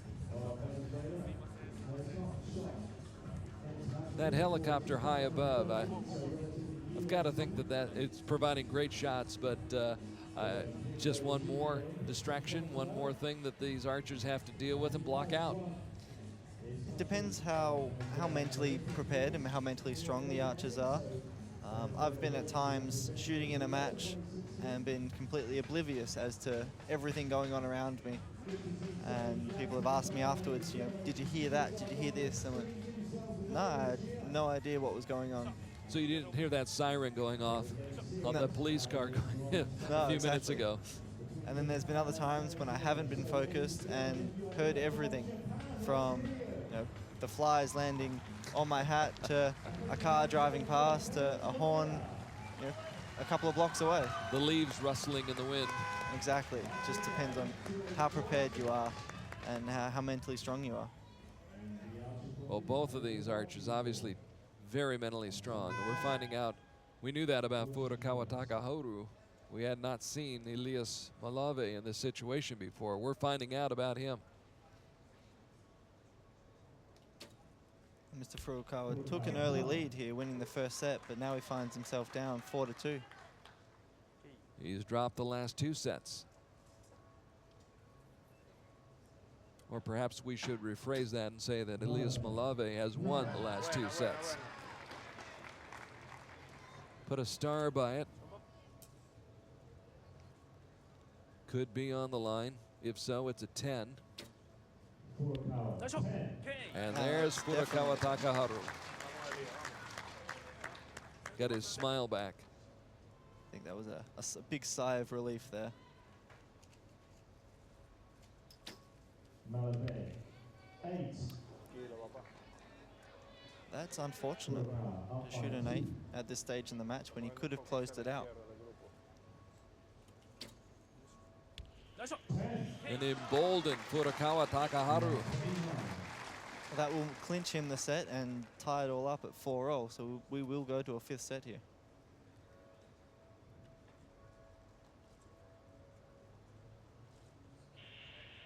Trying to get back into the groove. Malave with a 9. And so we're tied at 4.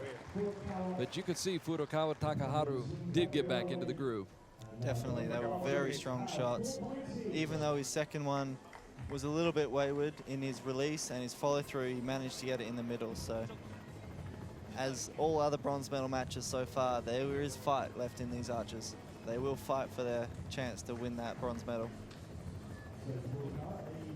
So another match that will go the full 5 sets here in Copenhagen. Along with Taylor Worth from Australia, I'm Carl Arky. And we're so glad to have you watching the World Championships, I should say, here on Archery TV. Peter Elzinga, good to see Peter, who celebrated his 3rd anniversary this past week. Lost his match that day, but it was his anniversary, so he was still a happy man. You win some, you lose some. Lost his match, but there'll be other matches. He's winning in life. Yes, that's right. I believe his wife's name is Vanessa, and I was very impressed. He had on his shoes stitched in her name. That's what love is all about, Taylor. It's very sweet. It is very sweet. So even though he was a little bit down about losing the match, it was still his 3rd anniversary. If you're happy at home, you're happy everywhere. That's right. A little bit long there for Furukawa. Furukawa not happy at all about that. There was a big wobble there right at the end. That one got away.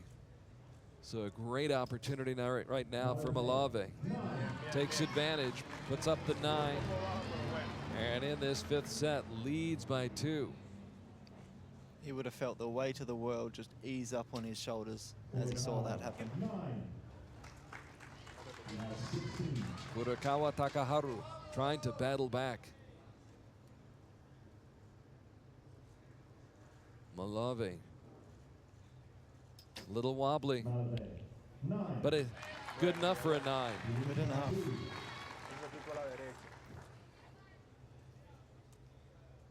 Furukawa needs a 10 here to be anywhere close. And Wants there it a is. 10, gets the 10.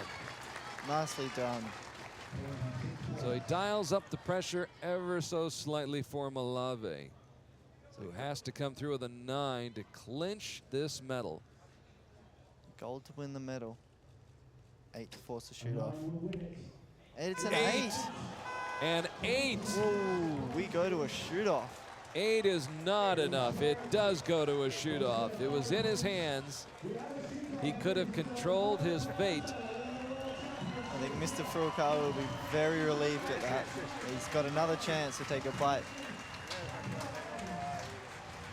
Wow, they split the set. They tie and split the set. Can only imagine the pressure he must have been feeling as he stepped up to the line to take that shot. Sometimes when all you need is a gold to win, sometimes it'll look like the side of a barn and then you can't miss it. Other times it'll look like a pinprick a mile away and you just can't see it. It is 70 meters away, and it is not a very large target at all. It looks like it on TV. It's misleading watching it on. Well, the size of the Our 10 by coverage. itself is 12.2 centimeters in diameter. So if you're holding, I think it was a ballpoint pen at full arm's length, that's about the size of the target that we look at. And that's what we're trying to hit from 70 meters away.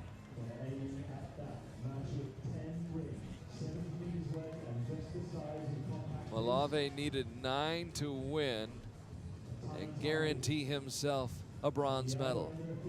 Now he's going to have to go and work overtime if that's going to happen. 2 years ago in Belek, it was Crispin Duenas of Canada winning the bronze medal. 4 years ago in Torino, it was Brady Ellison.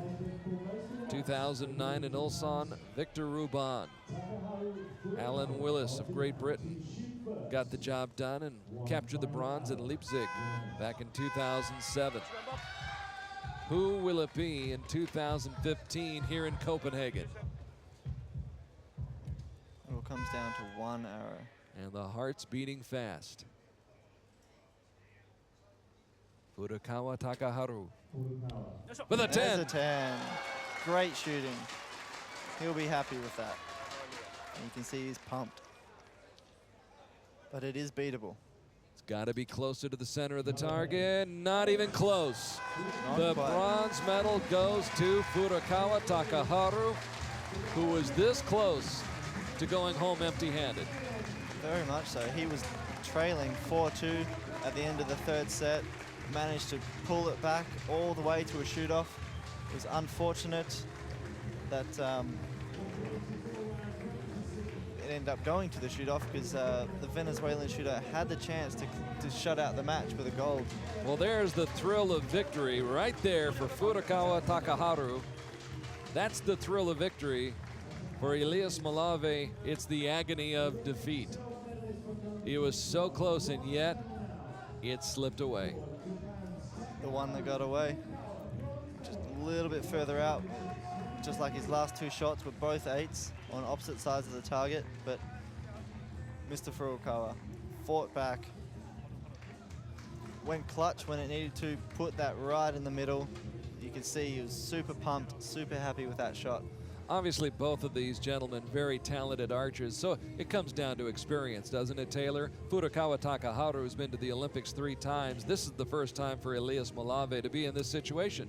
Yeah, experience is the key, and you can't get better without having experiences under your belt, but also having the bad experiences. You need to have the full set of winning and losing to be able to know what it takes to continue to win. And I'm sure the next time that Elias Malave will be in this situation, he'll handle it better than he did in this particular moment. Definitely. He's a great shooter. He performed really well in this match. And I just think when push came to shove, maybe he wasn't quite ready. Yes, he's been to an Olympic Games. It almost takes more than that at this level. But great shooting from him, and I think we'll see more of him in the future. Great match, though. Hats off to both of those gentlemen, Furukawa Takaharu and Elias Malave, and the shoot-off going to Mr. Furukawa, who wins the match and wins the bronze. Now we move on to our final match.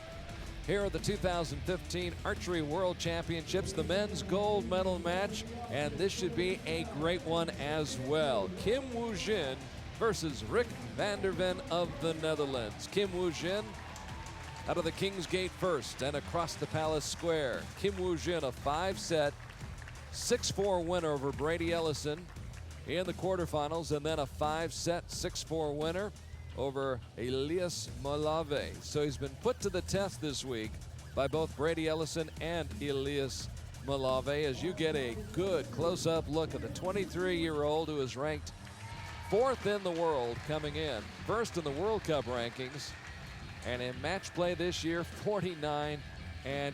If it comes to a tiebreaker, he's also pretty good when it comes to the tiebreakers too. 4-3 his record in 7 matches that have gone to the shoot-off. Now, here's his challenger, the Dutchman from the Netherlands, Rick van der Ven, who gets a big round of applause as he comes out of the King's Gate. How did Rick van der Ven get to this gold medal match, you ask? A 5-set, 7-3 win over Marcos de Almeida from Brazil. Then he shut out Furukawa Takaharu 6-0 in the men's semifinals. So that's an impressive week's work for Rick van der Ven, who's coached by Ron van der Hoff. And there you see the numbers on the 24-year-old from the Netherlands, ranked 3rd in the world. 72 match wins during his career, a 71% winning percentage for Rick van der Ven. And Rick van der Ven is the first archer since 2007, not from Korea, who has reached the gold medal match at the World Championships. Just reached it. Not talking about winning it. He's the first archer who's not Korean who's reached this medal match since 2007. That's how dominant Korea has been. Wow, to have both archers Both from the archers. same country in a World Championship gold medal match. For how many years? 2007, did Since you say? 2007, we'll go over. 4 World Championships in a row. Yeah. And that there just proves how dominant Korea are. Kim Woo-jin, he just shoots 10s. Rick van der Ven's going to have to shoot a lot of 10s today. And this is his first time here on this stage as well. Mr. Kim could have the advantage here because he has been out on the field so far in the team event earlier today. Won a men's team gold medal this morning. Back this afternoon looking for more gold. Van der Ven finds the gold.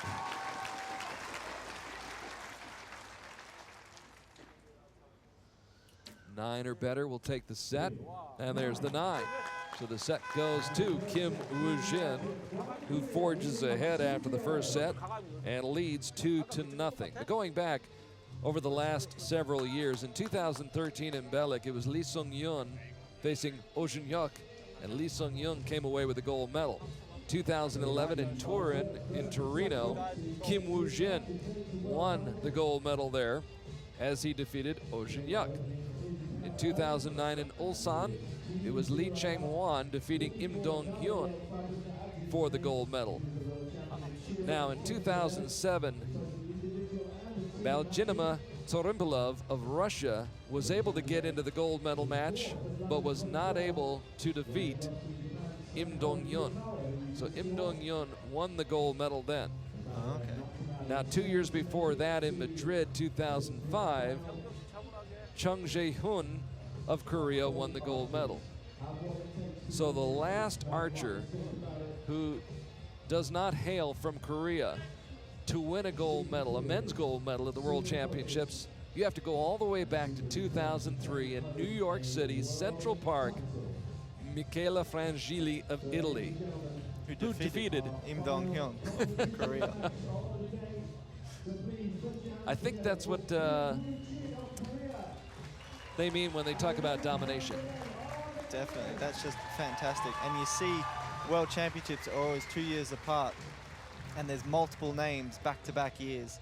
So Oh Jin-hyuk, 2013, 2011, Kim Woo-jin, 2011, and now 2015. It's just amazing that these archers can continue at such a high level for yeah, so long.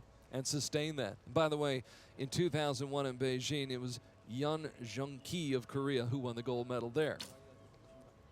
Just thought I'd add that in while we're talking about it. There's a 10 there from Rick. Rick van der Ven of the Netherlands. So they're back-to-back 10s for him. So it looks like he's kind of found his mark and he's going to continue to aiming where he is. But great response there from Kim with another X. 10 after 10 after 10. Kim Woo-jin already leading 2-0 as Rick van der Ven from the left side leaves it just a little wide right. Still in the gold, but it's the 9 ring.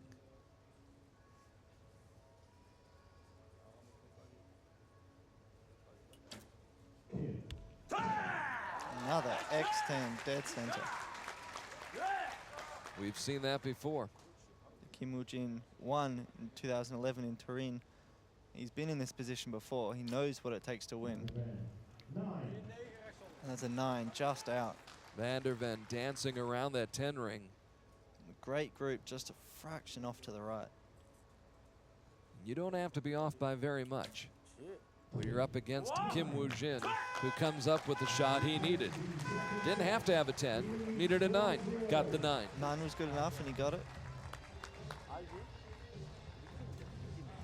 But I think I've read somewhere that when we're at full draw and when we're aiming at the target that's 70 meters away, if you think 1 degree of movement off center, left or right, you'd miss the target completely. So it's... Don't flinch.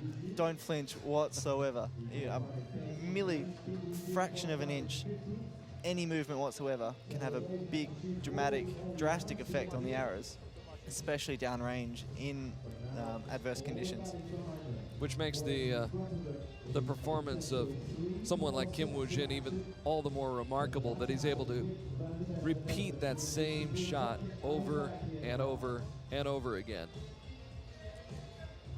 Rick van der Ven, one of the best in the business, and yet he finds himself immediately, almost immediately down 4-0. So quickly. As his semi-final match, he dominated over Mr. Furukawa Takaharu. He won 6-0 straight sets. So just in adverse conditions, much worse than this than we've got at the moment, which is really nice shooting conditions. But on the field of play, where we had the matches earlier in the week, the conditions were a lot worse, and Rick handled himself a lot better than almost every other archer. He might be wishing the wind had kicked up this afternoon. He'll need to dig deep here. But he's been in this position before. Maybe not for a World Championship, but he knows how to come back. Just needs to win this set. And that's not quite what he needs right now.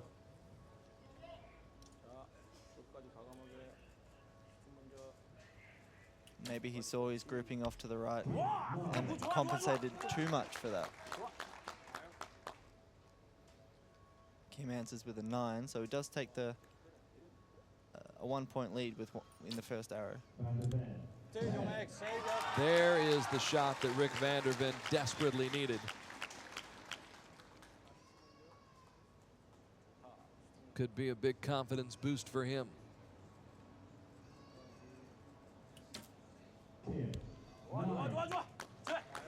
We are tied. Rick van der Ven really needs another 10 right here. Just like his last shot. Leaves himself vulnerable. A 10 would wrap this up in short order for Kim Woo-jin. Will he be a multiple world champion? It's a 9. So we tie and they play on. Kim Woo-jin trying to do what he did in 2011 in Torino, where he defeated Oh Jun-yuk for the gold medal. Now trying to knock off Rick van der Ven, but couldn't come through with the 10 right there. Not quite, but Rick's now on the board. He's got 1 point versus 5, so he needs to win these next 2 sets in order to force a shoot-off. A tie or a win for Kim Woo-jin from now on will take the set, and will take the match, sorry. So I'm sure you've been in a situation like this before, down 5-1. You're focusing on what? Just the next arrow? Yeah. Not even thinking about, I got to win this set. You just, next arrow, next arrow. I was actually down 5-1 in, I think it was the quarterfinals against or just before the quarterfinal, sorry, against Mauro Nescoli of Italy, the world, #1 ranked in this competition. I was down 5-1, made a few mistakes at the start, but reset my shooting, came back, forced to shoot off. He shot a 10, it was a great shot. Mine wasn't quite a 10, so. But you got to do a shoot off. Yeah, I got it to a shoot off. You fight back, you never give up. Even if you're down 4-0, 5-1, anything can happen. You never give up on yourself. You're good enough to make it to a World Championships. Trust yourself, and you can put it in the middle, and you can always turn the match around. You never know. You never know. So Rick van der Ven, he was on life support. Now we've upgraded his condition from critical to satisfactory. He's not out of the danger zone yet. No.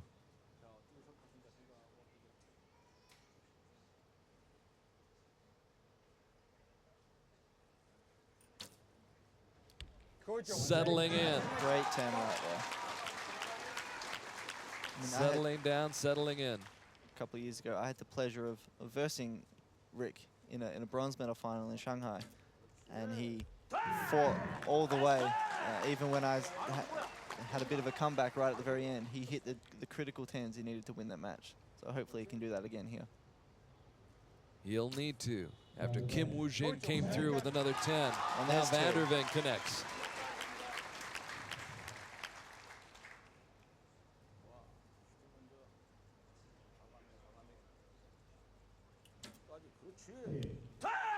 On the line.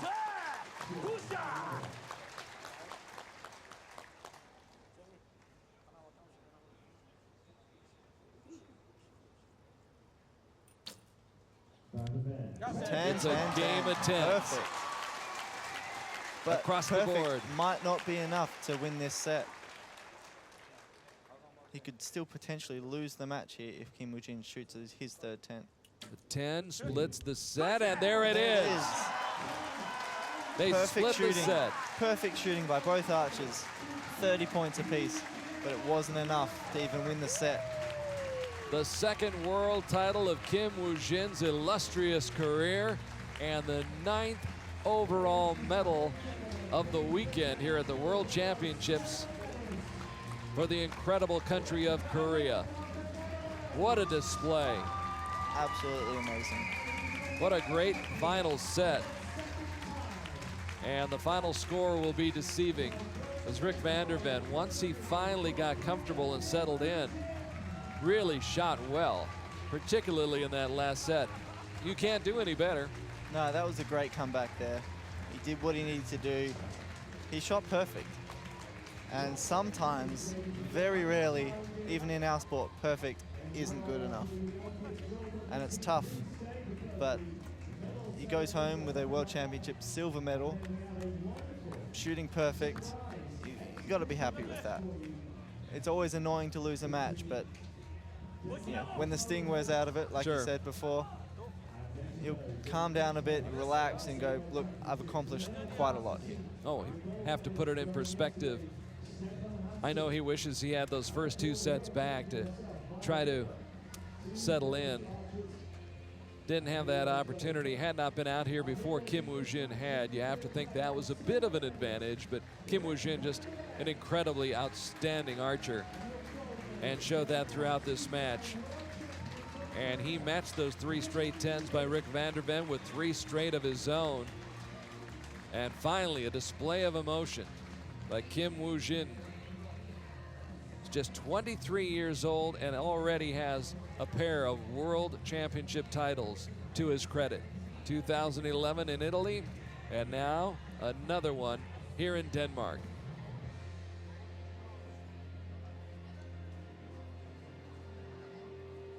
And the string of championship titles continues for Korea in men's recurve, as it is now 6 straight world titles going to Korea in men's recurve. 6 out of the last 8. Well, 6, yeah. And it's been since 2003 again in New York City when Michaela Frangili won the gold medal there, defeating Korea's Im Dong-yeon. 7 out of the last 8, sorry. Right. Nobody since then, except an archer from Korea, has been able to claim the gold medal in men's recurve. That just shows how dominant they are.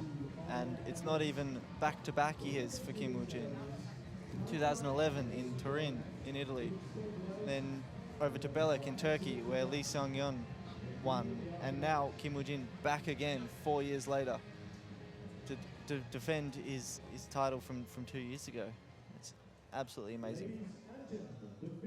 Like Frederick VII, Kim Woo-jin, the monarch of recurve competition for men in 2015 with a 7-1 win, and again a deceiving score because Rick van der Ven shot so well in those last 2 sets. It won't show up on the score, and 10 years from now somebody may look at that and go, oh, Kim Woo-jin won 7-1, must have been an easy match. Not the case at all. Rick van der Ven put up a fight.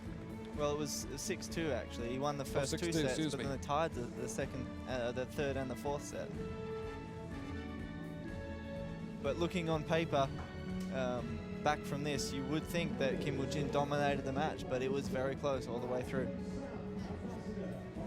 And so now we get set for the presentation of the medals. Mr. Rolf Lind, who's president of World Archery Denmark, one of the presenters here in Copenhagen.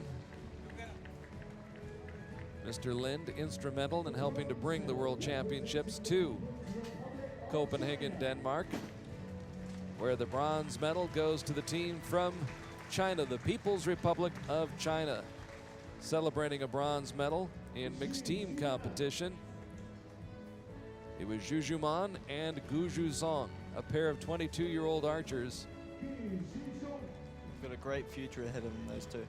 They fell behind early, 2-0. Trailed 3-1 after the second set, tied it at 3-all in the third set, won the fourth set in the match, 5-3 over Georgia. So a come-from-behind victory for the Chinese duo, who graciously accept their medals here in Copenhagen. And the silver medal representing Chinese Chinese Taipei. Taipei on the podium to pick up their silver medals. Lin Xia, the 22-year-old, and Guo Cheng Wei, who only narrowly missed out on the gold in that fantastic shoot-off. Korea took a 2-0 lead in that match. Chinese Taipei came back to tie it at 2-all. Korea moving ahead 4-2 in the third set. Chinese Taipei tying it up at 4-all in the fourth set. So the seesaw battle did indeed go to the shoot-off, and the shoot-off went to Korea. And Kibo Bei and Kuban Chan proudly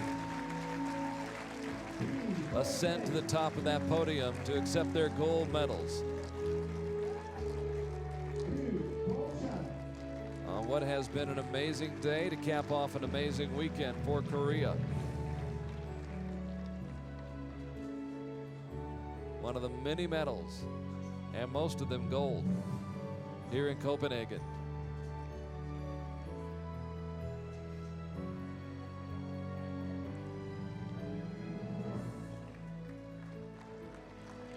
Ladies and gentlemen, please stand for the national anthem of Korea.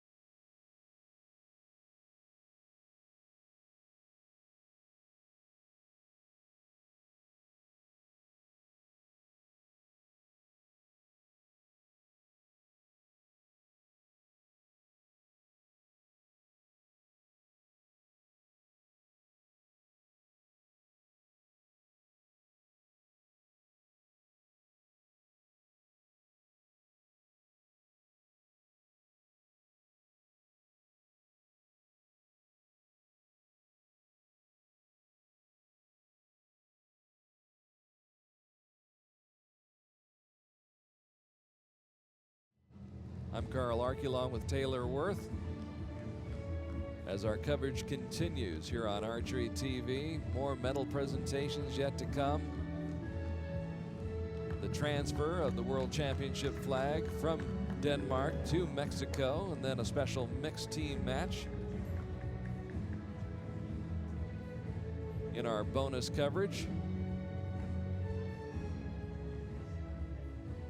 It'll be interesting to see, I think, Taylor, how many of the teams that might not normally go to stage 3 in Wrocław, since they're over here in this part of the world already, will stay over for another week and perhaps make it an even stronger field at stage 3 in Wrocław. It would make sense to stay over here and train if they had the opportunity to, rather than traveling all the way back home, maybe losing a day, then readjusting to their time zone, get a couple days training in to travel back and losing another day, rather than staying over here, maybe only losing a couple hours and then getting another solid week of training in. So it will be very interesting to see the depth of field in Poland. Yeah, it will be. Stage 3 coming up just in about a week or so in Wrocław, Poland, not far from Copenhagen, Denmark. As we get back to the World Cup circuit, can you imagine if there wasn't a World Cup circuit, how difficult it would be to come into situations like this? The World Cup circuit, I think, does a good job of preparing archers for situations like a World Championship and an Olympic Games. It does. The World Cup circuit is a fantastic initiative from World Archery to get high-level competition from all around the world together multiple times a year, so we can make the world stronger and better and have the depth in every country, so we can all get better each and every year, so higher performances happen and more records are broken, and just make the sport bigger and better every single year. Let's talk about Australia's team. This week, you were telling me before about the quota. You've got 3 qualified for the Olympics in London, in Rio coming up next year. So that has been a good week's work. That's been a major accomplishment for the Australian team this week here. Definitely, we did a fantastic job. We've all come together with a fairly new team. We've worked really well together, and we did the job that we needed to do. Our focus was on the World Championships itself, so we're really happy that we got the spots, obviously, and we can work really hard towards next year and heading towards Rio. Disappointing we couldn't go further in the World Championships itself, but we did the job we came here to do. So did Choi Mi-sun in the bronze medal match. The young Korean archer, Choi Mi-sun, put to the test by Laxmarani Maji of India. Maji took a 2-0 lead after the first set, but Choi Mi-sun came back, won the next 2 sets. Maji won the 4th set to tie it at 4-all, and then Choi Mi-sun came through in the 5th set to win it 6-4 and claim that bronze medal, one of 9 this weekend. Had she not been able to do that, it would be only 8. Only 8. Only 8. Only 8. Only taking home 8 medals from a World Championship. Lin Chia obviously winning the silver medal, in Kibo Bay finally claiming a world title at the World Championships. The 1 gold medal that had eluded her. She now has that to go along with her Olympic gold medal and her World Cup Finals gold medal. And gets the Longines Prize for Precision as well from Secretary General Tom Dillon. A lot of great moments in her career, but this is one I'm sure that will be right up there with winning the gold medal in London back in 2012. National anthem of Korea.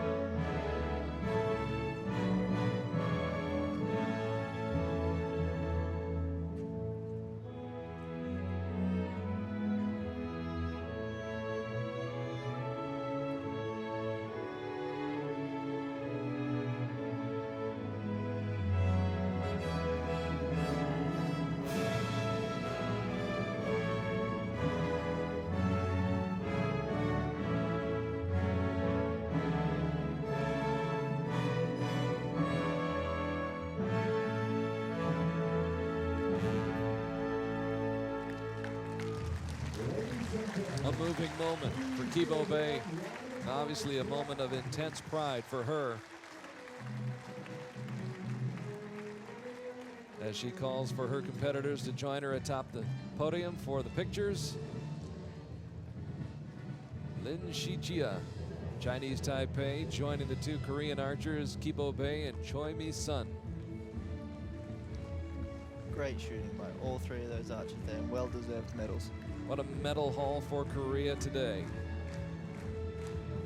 We mentioned at the beginning of our coverage that over the last, since the turn of the century, Korea had won as a nation some, I think, 40 medals in the previous World Championships since the turn of the century. That averages out to about 6 medals per World Championship event. They've exceeded that and then some here this weekend in front of Frederick VII, who led the way for Denmark for 15 years as the last monarch of Denmark. Not sure there isn't a monarchy in archery right now, though. No, not a monarchy, just a royal family. Maybe a royal country. A royal country, yes. It'll be interesting to me, I think, Taylor, to see how other countries respond and make the same commitment, or at least try to match that commitment, to try to compete with Korea. It is really hard to compete with competitors so strong and so have such depth as a country like Korea, where it's taught in primary school, where it's part of their national level sporting programs. It's hard to... It's part of the fabric of their life and their community. It is. And it's really hard to influence that into other countries that are already set in their ways of doing X sport, because that's how it's bred into them, it's their culture. But it is a fantastic way of doing one of those sports. It's a little bit different. The bronze medal going to Japan's Furukawa Takaharu, who won a thrilling match with Elias Malave, whom I'm sure we'll hear much more from in the future. Had an outstanding performance here today and had that bronze medal in sight, within his grasp, but shot some 8s at the end of his match, and Furukawa Takaharu was able to use his experience to come back and capture the bronze medal. The silver going to Rick van der Ven from the Netherlands, the first archer since 2007 not from Korea to reach the gold medal match here at the World Championships. That itself is just an amazing feat. That's major, isn't it? It is, especially to fight so hard to come back and force it to tie the last 2 sets, even though perfect wasn't good enough. I mean, we're focusing on Kim Woo-jin, but Kuban Chan is here, Oh Jun-hyuk is here, and Rick van der Ven. You know, he got through the field and he got to this gold medal match, and he did what no other archer from a country other than Korea has been able to do since 2007.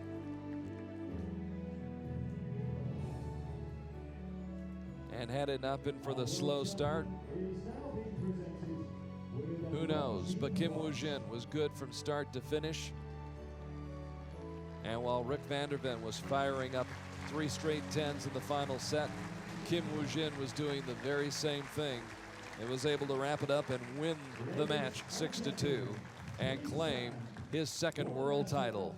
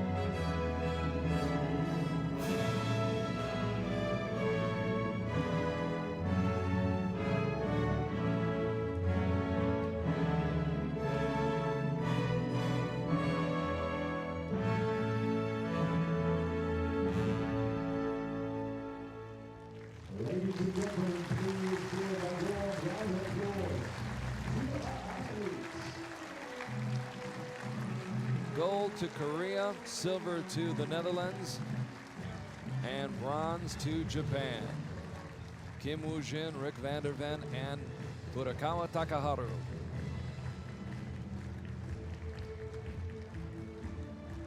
Each of whom has a great deal of respect for one another,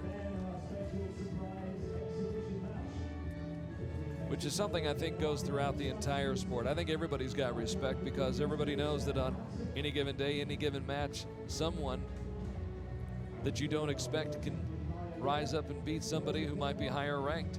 That's just it. You've seen it time and time again in this sport where number 32 knocks out number 1, where number 64 knocks out number 1 when we still had that format of play. It's amazing that everyone is so close at the top end of this sport that we have huge respect for every other archer and every other competitor out there. But anything can happen on any given day. So you never take any match for granted, you never take any opponent for granted, and you always fight hard for what you want. By the same token, I don't think anybody's intimidated of anybody else either. I mean, if you go into a match against Kim Woo-jin, you're not intimidated, and I think that holds true for almost every archer that I see out on the field. Definitely. Every archer you know is going to shoot 10s. They're going to shoot 10s time and time again. They will shoot 9s, they might shoot an 8, but whatever you do, you just keep matching them time and time again because you know what you're supposed to do. Well, now we get set for the transfer of the flag, the World Championship flag from Denmark to Mexico. That's Aida Roman, the great Mexican archer, an Olympic medalist herself in London.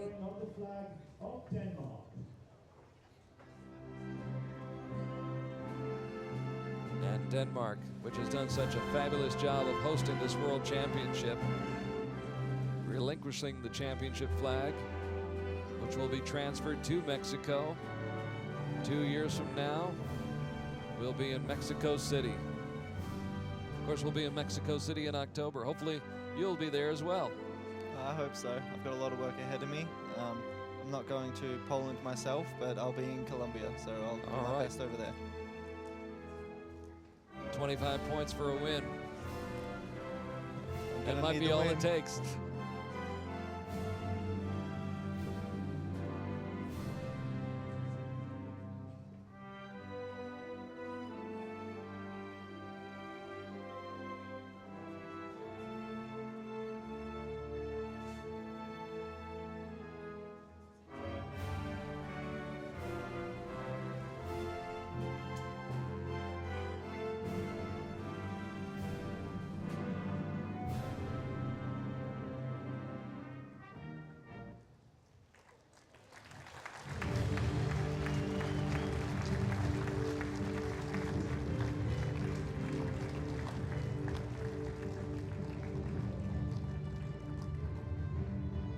The flag now being presented, the World Archery flag, presented to Mr. Rolf Lind, who's the head of World Archery Denmark.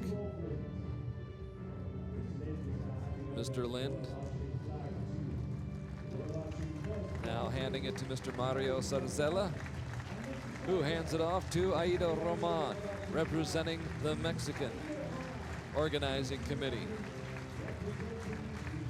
I spoke with Aida in Shanghai back in May, and she's very excited about the world actually coming to Mexico for the World Cup finals this year and the World Championships in 2017. Very anxious to have her country show off Mexico City to the rest of the world.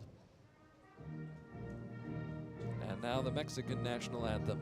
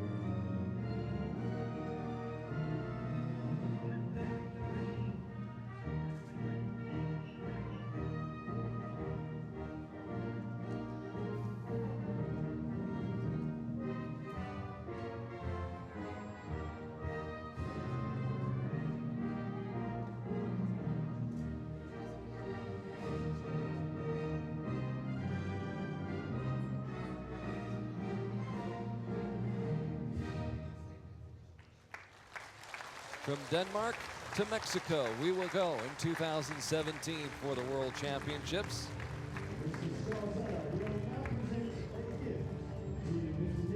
In appreciation of a great event here in Copenhagen.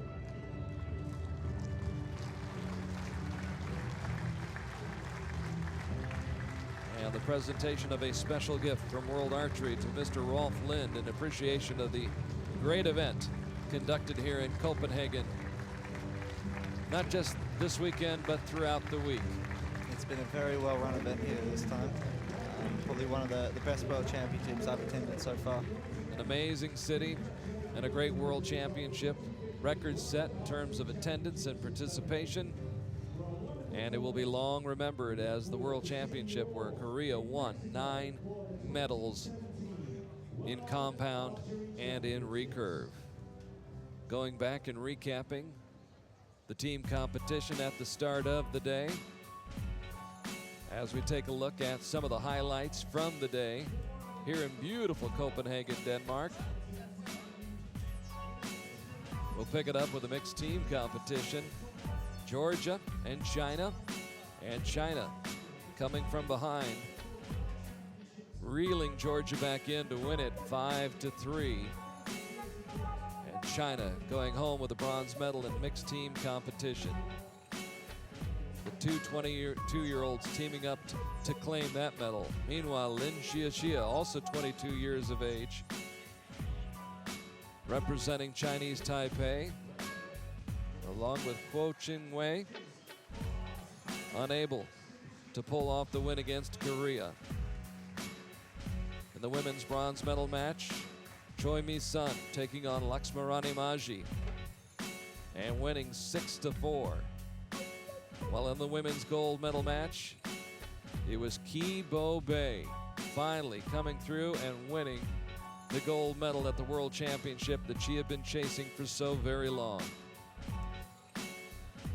In the men's bronze medal match, Elias Malave thought he was going to win the bronze medal, but let it slip away. Furukawa Takahuru coming back to win a shoot-off.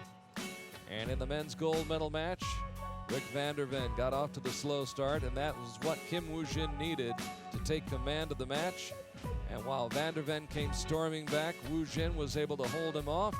Kim Woo-jin winning his second world title to match the one he took away from Torino in 2011. Well, what a weekend it has been here in Copenhagen. Congratulations to all who medaled and to all who came and competed. Now we look forward to seeing what's lying ahead during the remainder of the outdoor season on the World Cup Tour, which resumes 1 week from now in Wrocław, Poland. Of course, we'll all be there along with our amazing crew from Hit the Roof Productions to bring you live shot-by-shot coverage on Stage 3. On behalf of World Archery, I'm Carl Arky. Also on behalf of Taylor Wirth, saying thanks for joining us all weekend here on Archery TV. So long from Copenhagen, Denmark.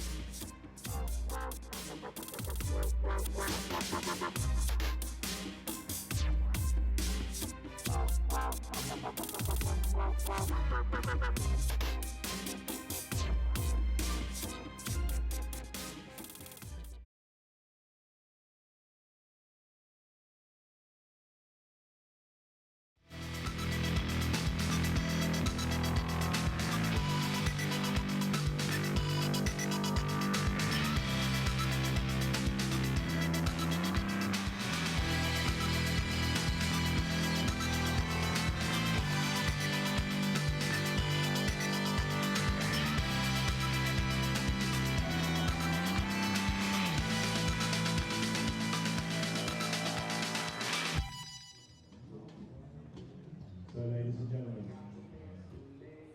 our exhibition match is here for you shortly, and it will be a matchup between two amazing countries with a rich history of archery between them. So please welcome your first set of archers for our exhibition match, the archers from the new hosts of the World Championships, Mexico.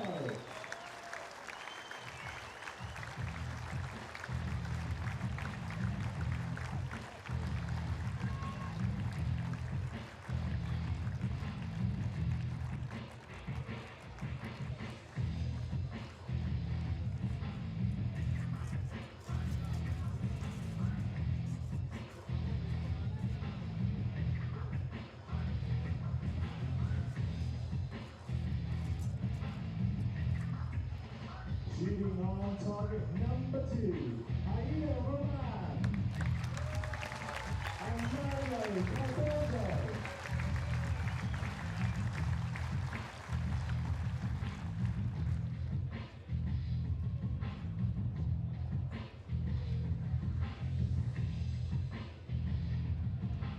And ladies and gentlemen, please welcome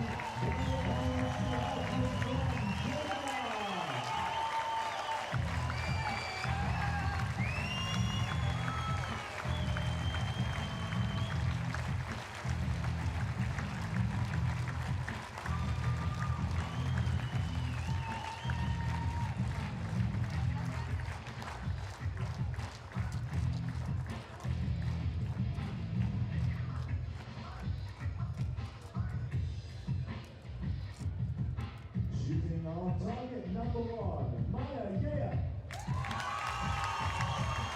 And second, Hudson.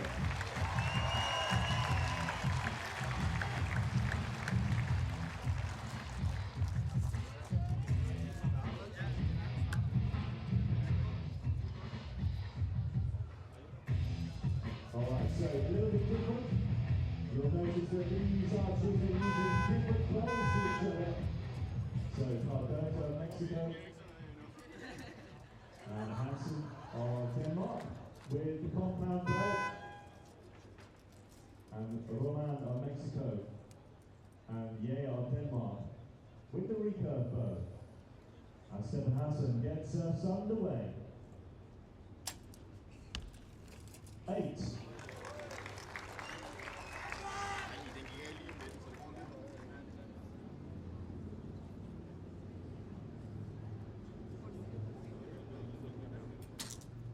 Yeah, with an 8.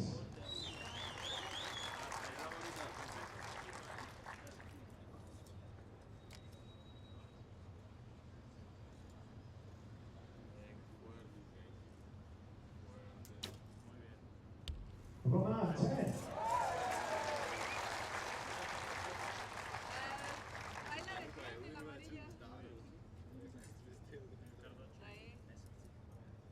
Solo no te muevas, solo. Venga, ahí firme, al final puedes. Cardozo, 9. Mexico leads 23.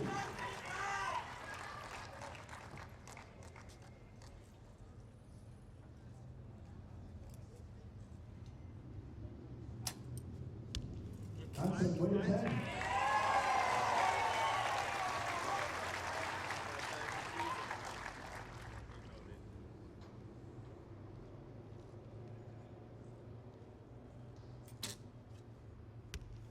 Yeah, with a 9. They have 10-5.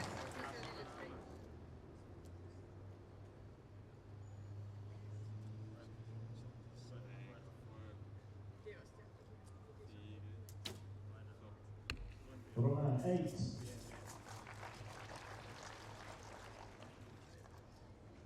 Venga, bonito, fuerte. Venga, firme.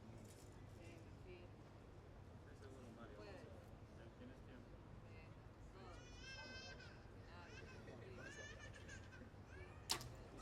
Cardozo, Bien.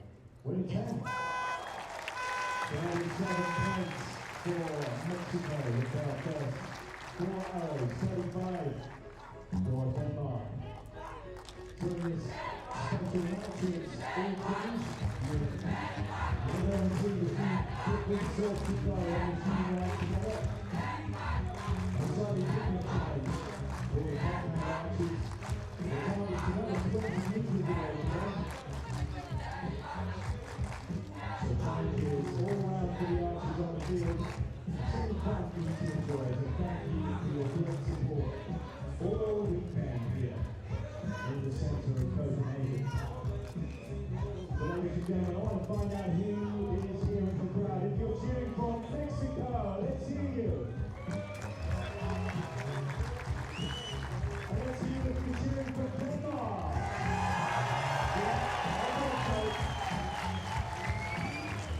So let's note both teams very welcome here. With the basic trail. So they'll shoot first in this next end. 4 more arrows per team.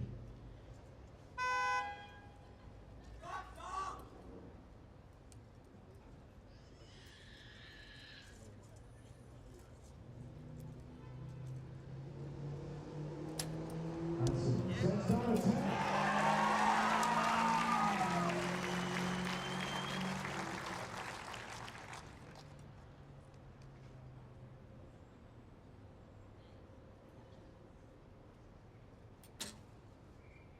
Yale with a 9.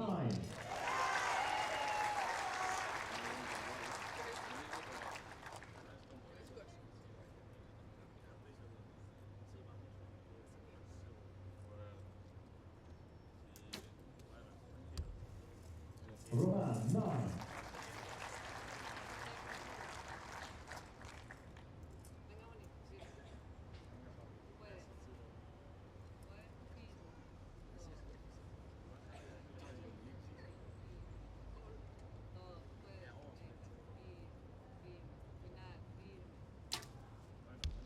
Cardozo, 10. Score of 19.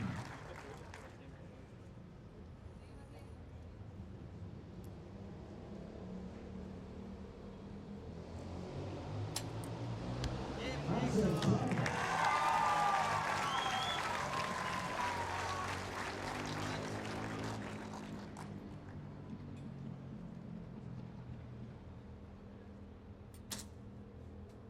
Yale, 8. 27 points for Denmark.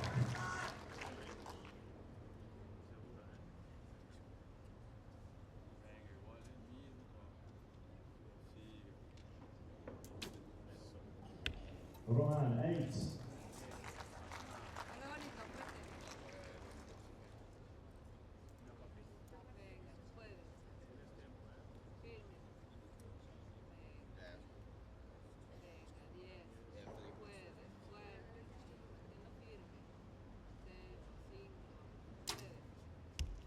It's a 9, possibly on the line with the 10. Let's wait and see if that arrow gets upgraded. The scoreboard says 2-2. We'll tell you about these archers. Starting with the archers from Mexico. Mario Cardozo, age 21. Number 19 in the world.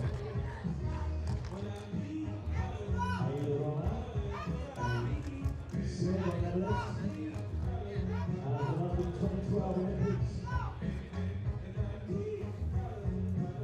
World Cup winner as well. So, 2 fantastic archers on the stage for you there for Mexico. And of course, the world champions in the Danish ranks. Former world champion Maya Yea. And now our current men's individual world champion Stefan Hansen for Denmark. So ladies and gentlemen,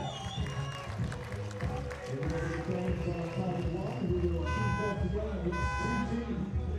And we're halfway in this exhibition match.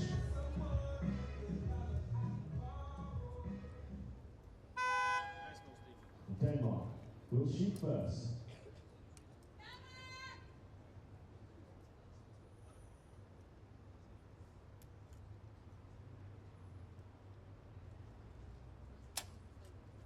Hansen, 10.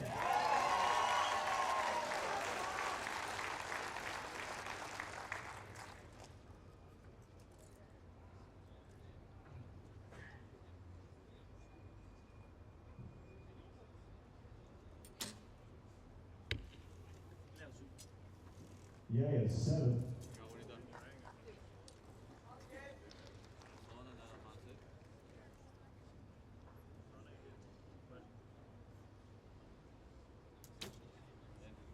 Roman, 9.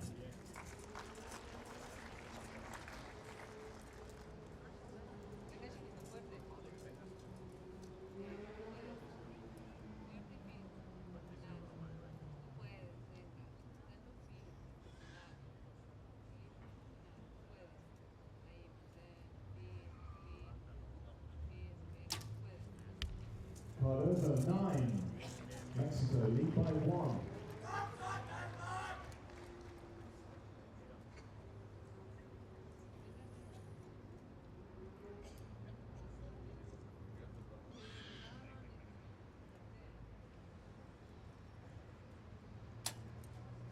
Hansen 10.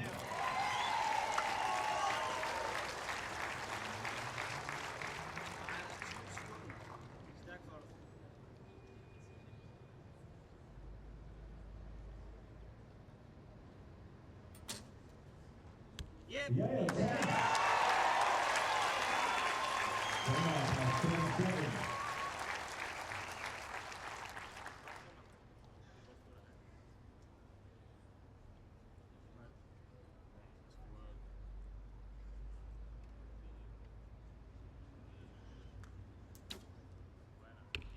Roman 6.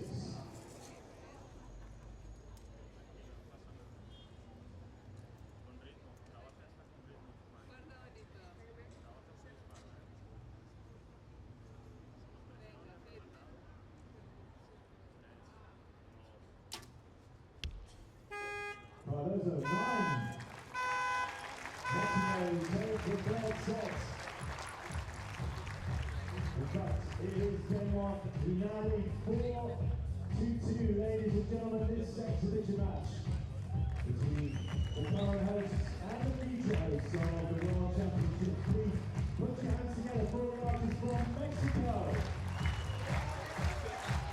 And your leaders on 4 points, Stefan Hansen and Maria October.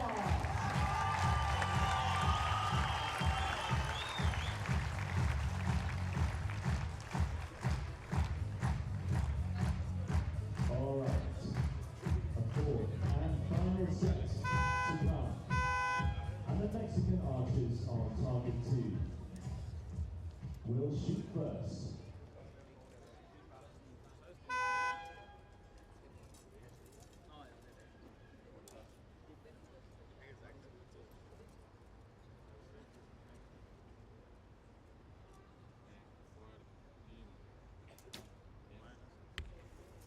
Nine.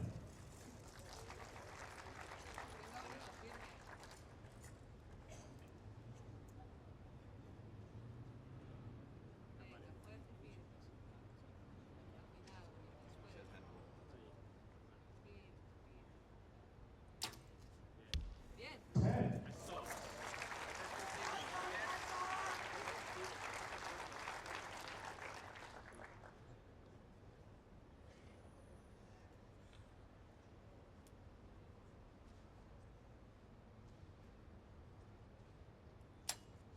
Hansen 10.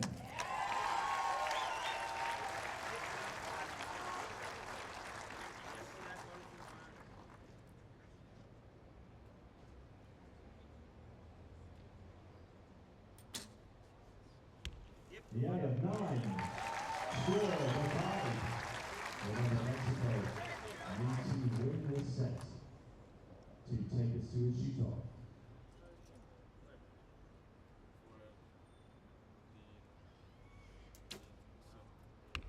Roman 8.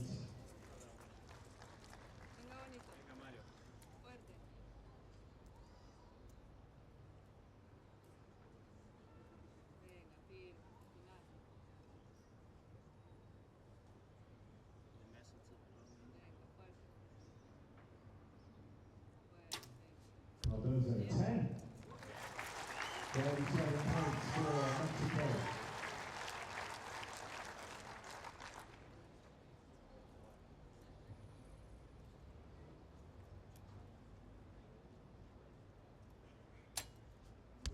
Denmark 10. And 8 will win the match.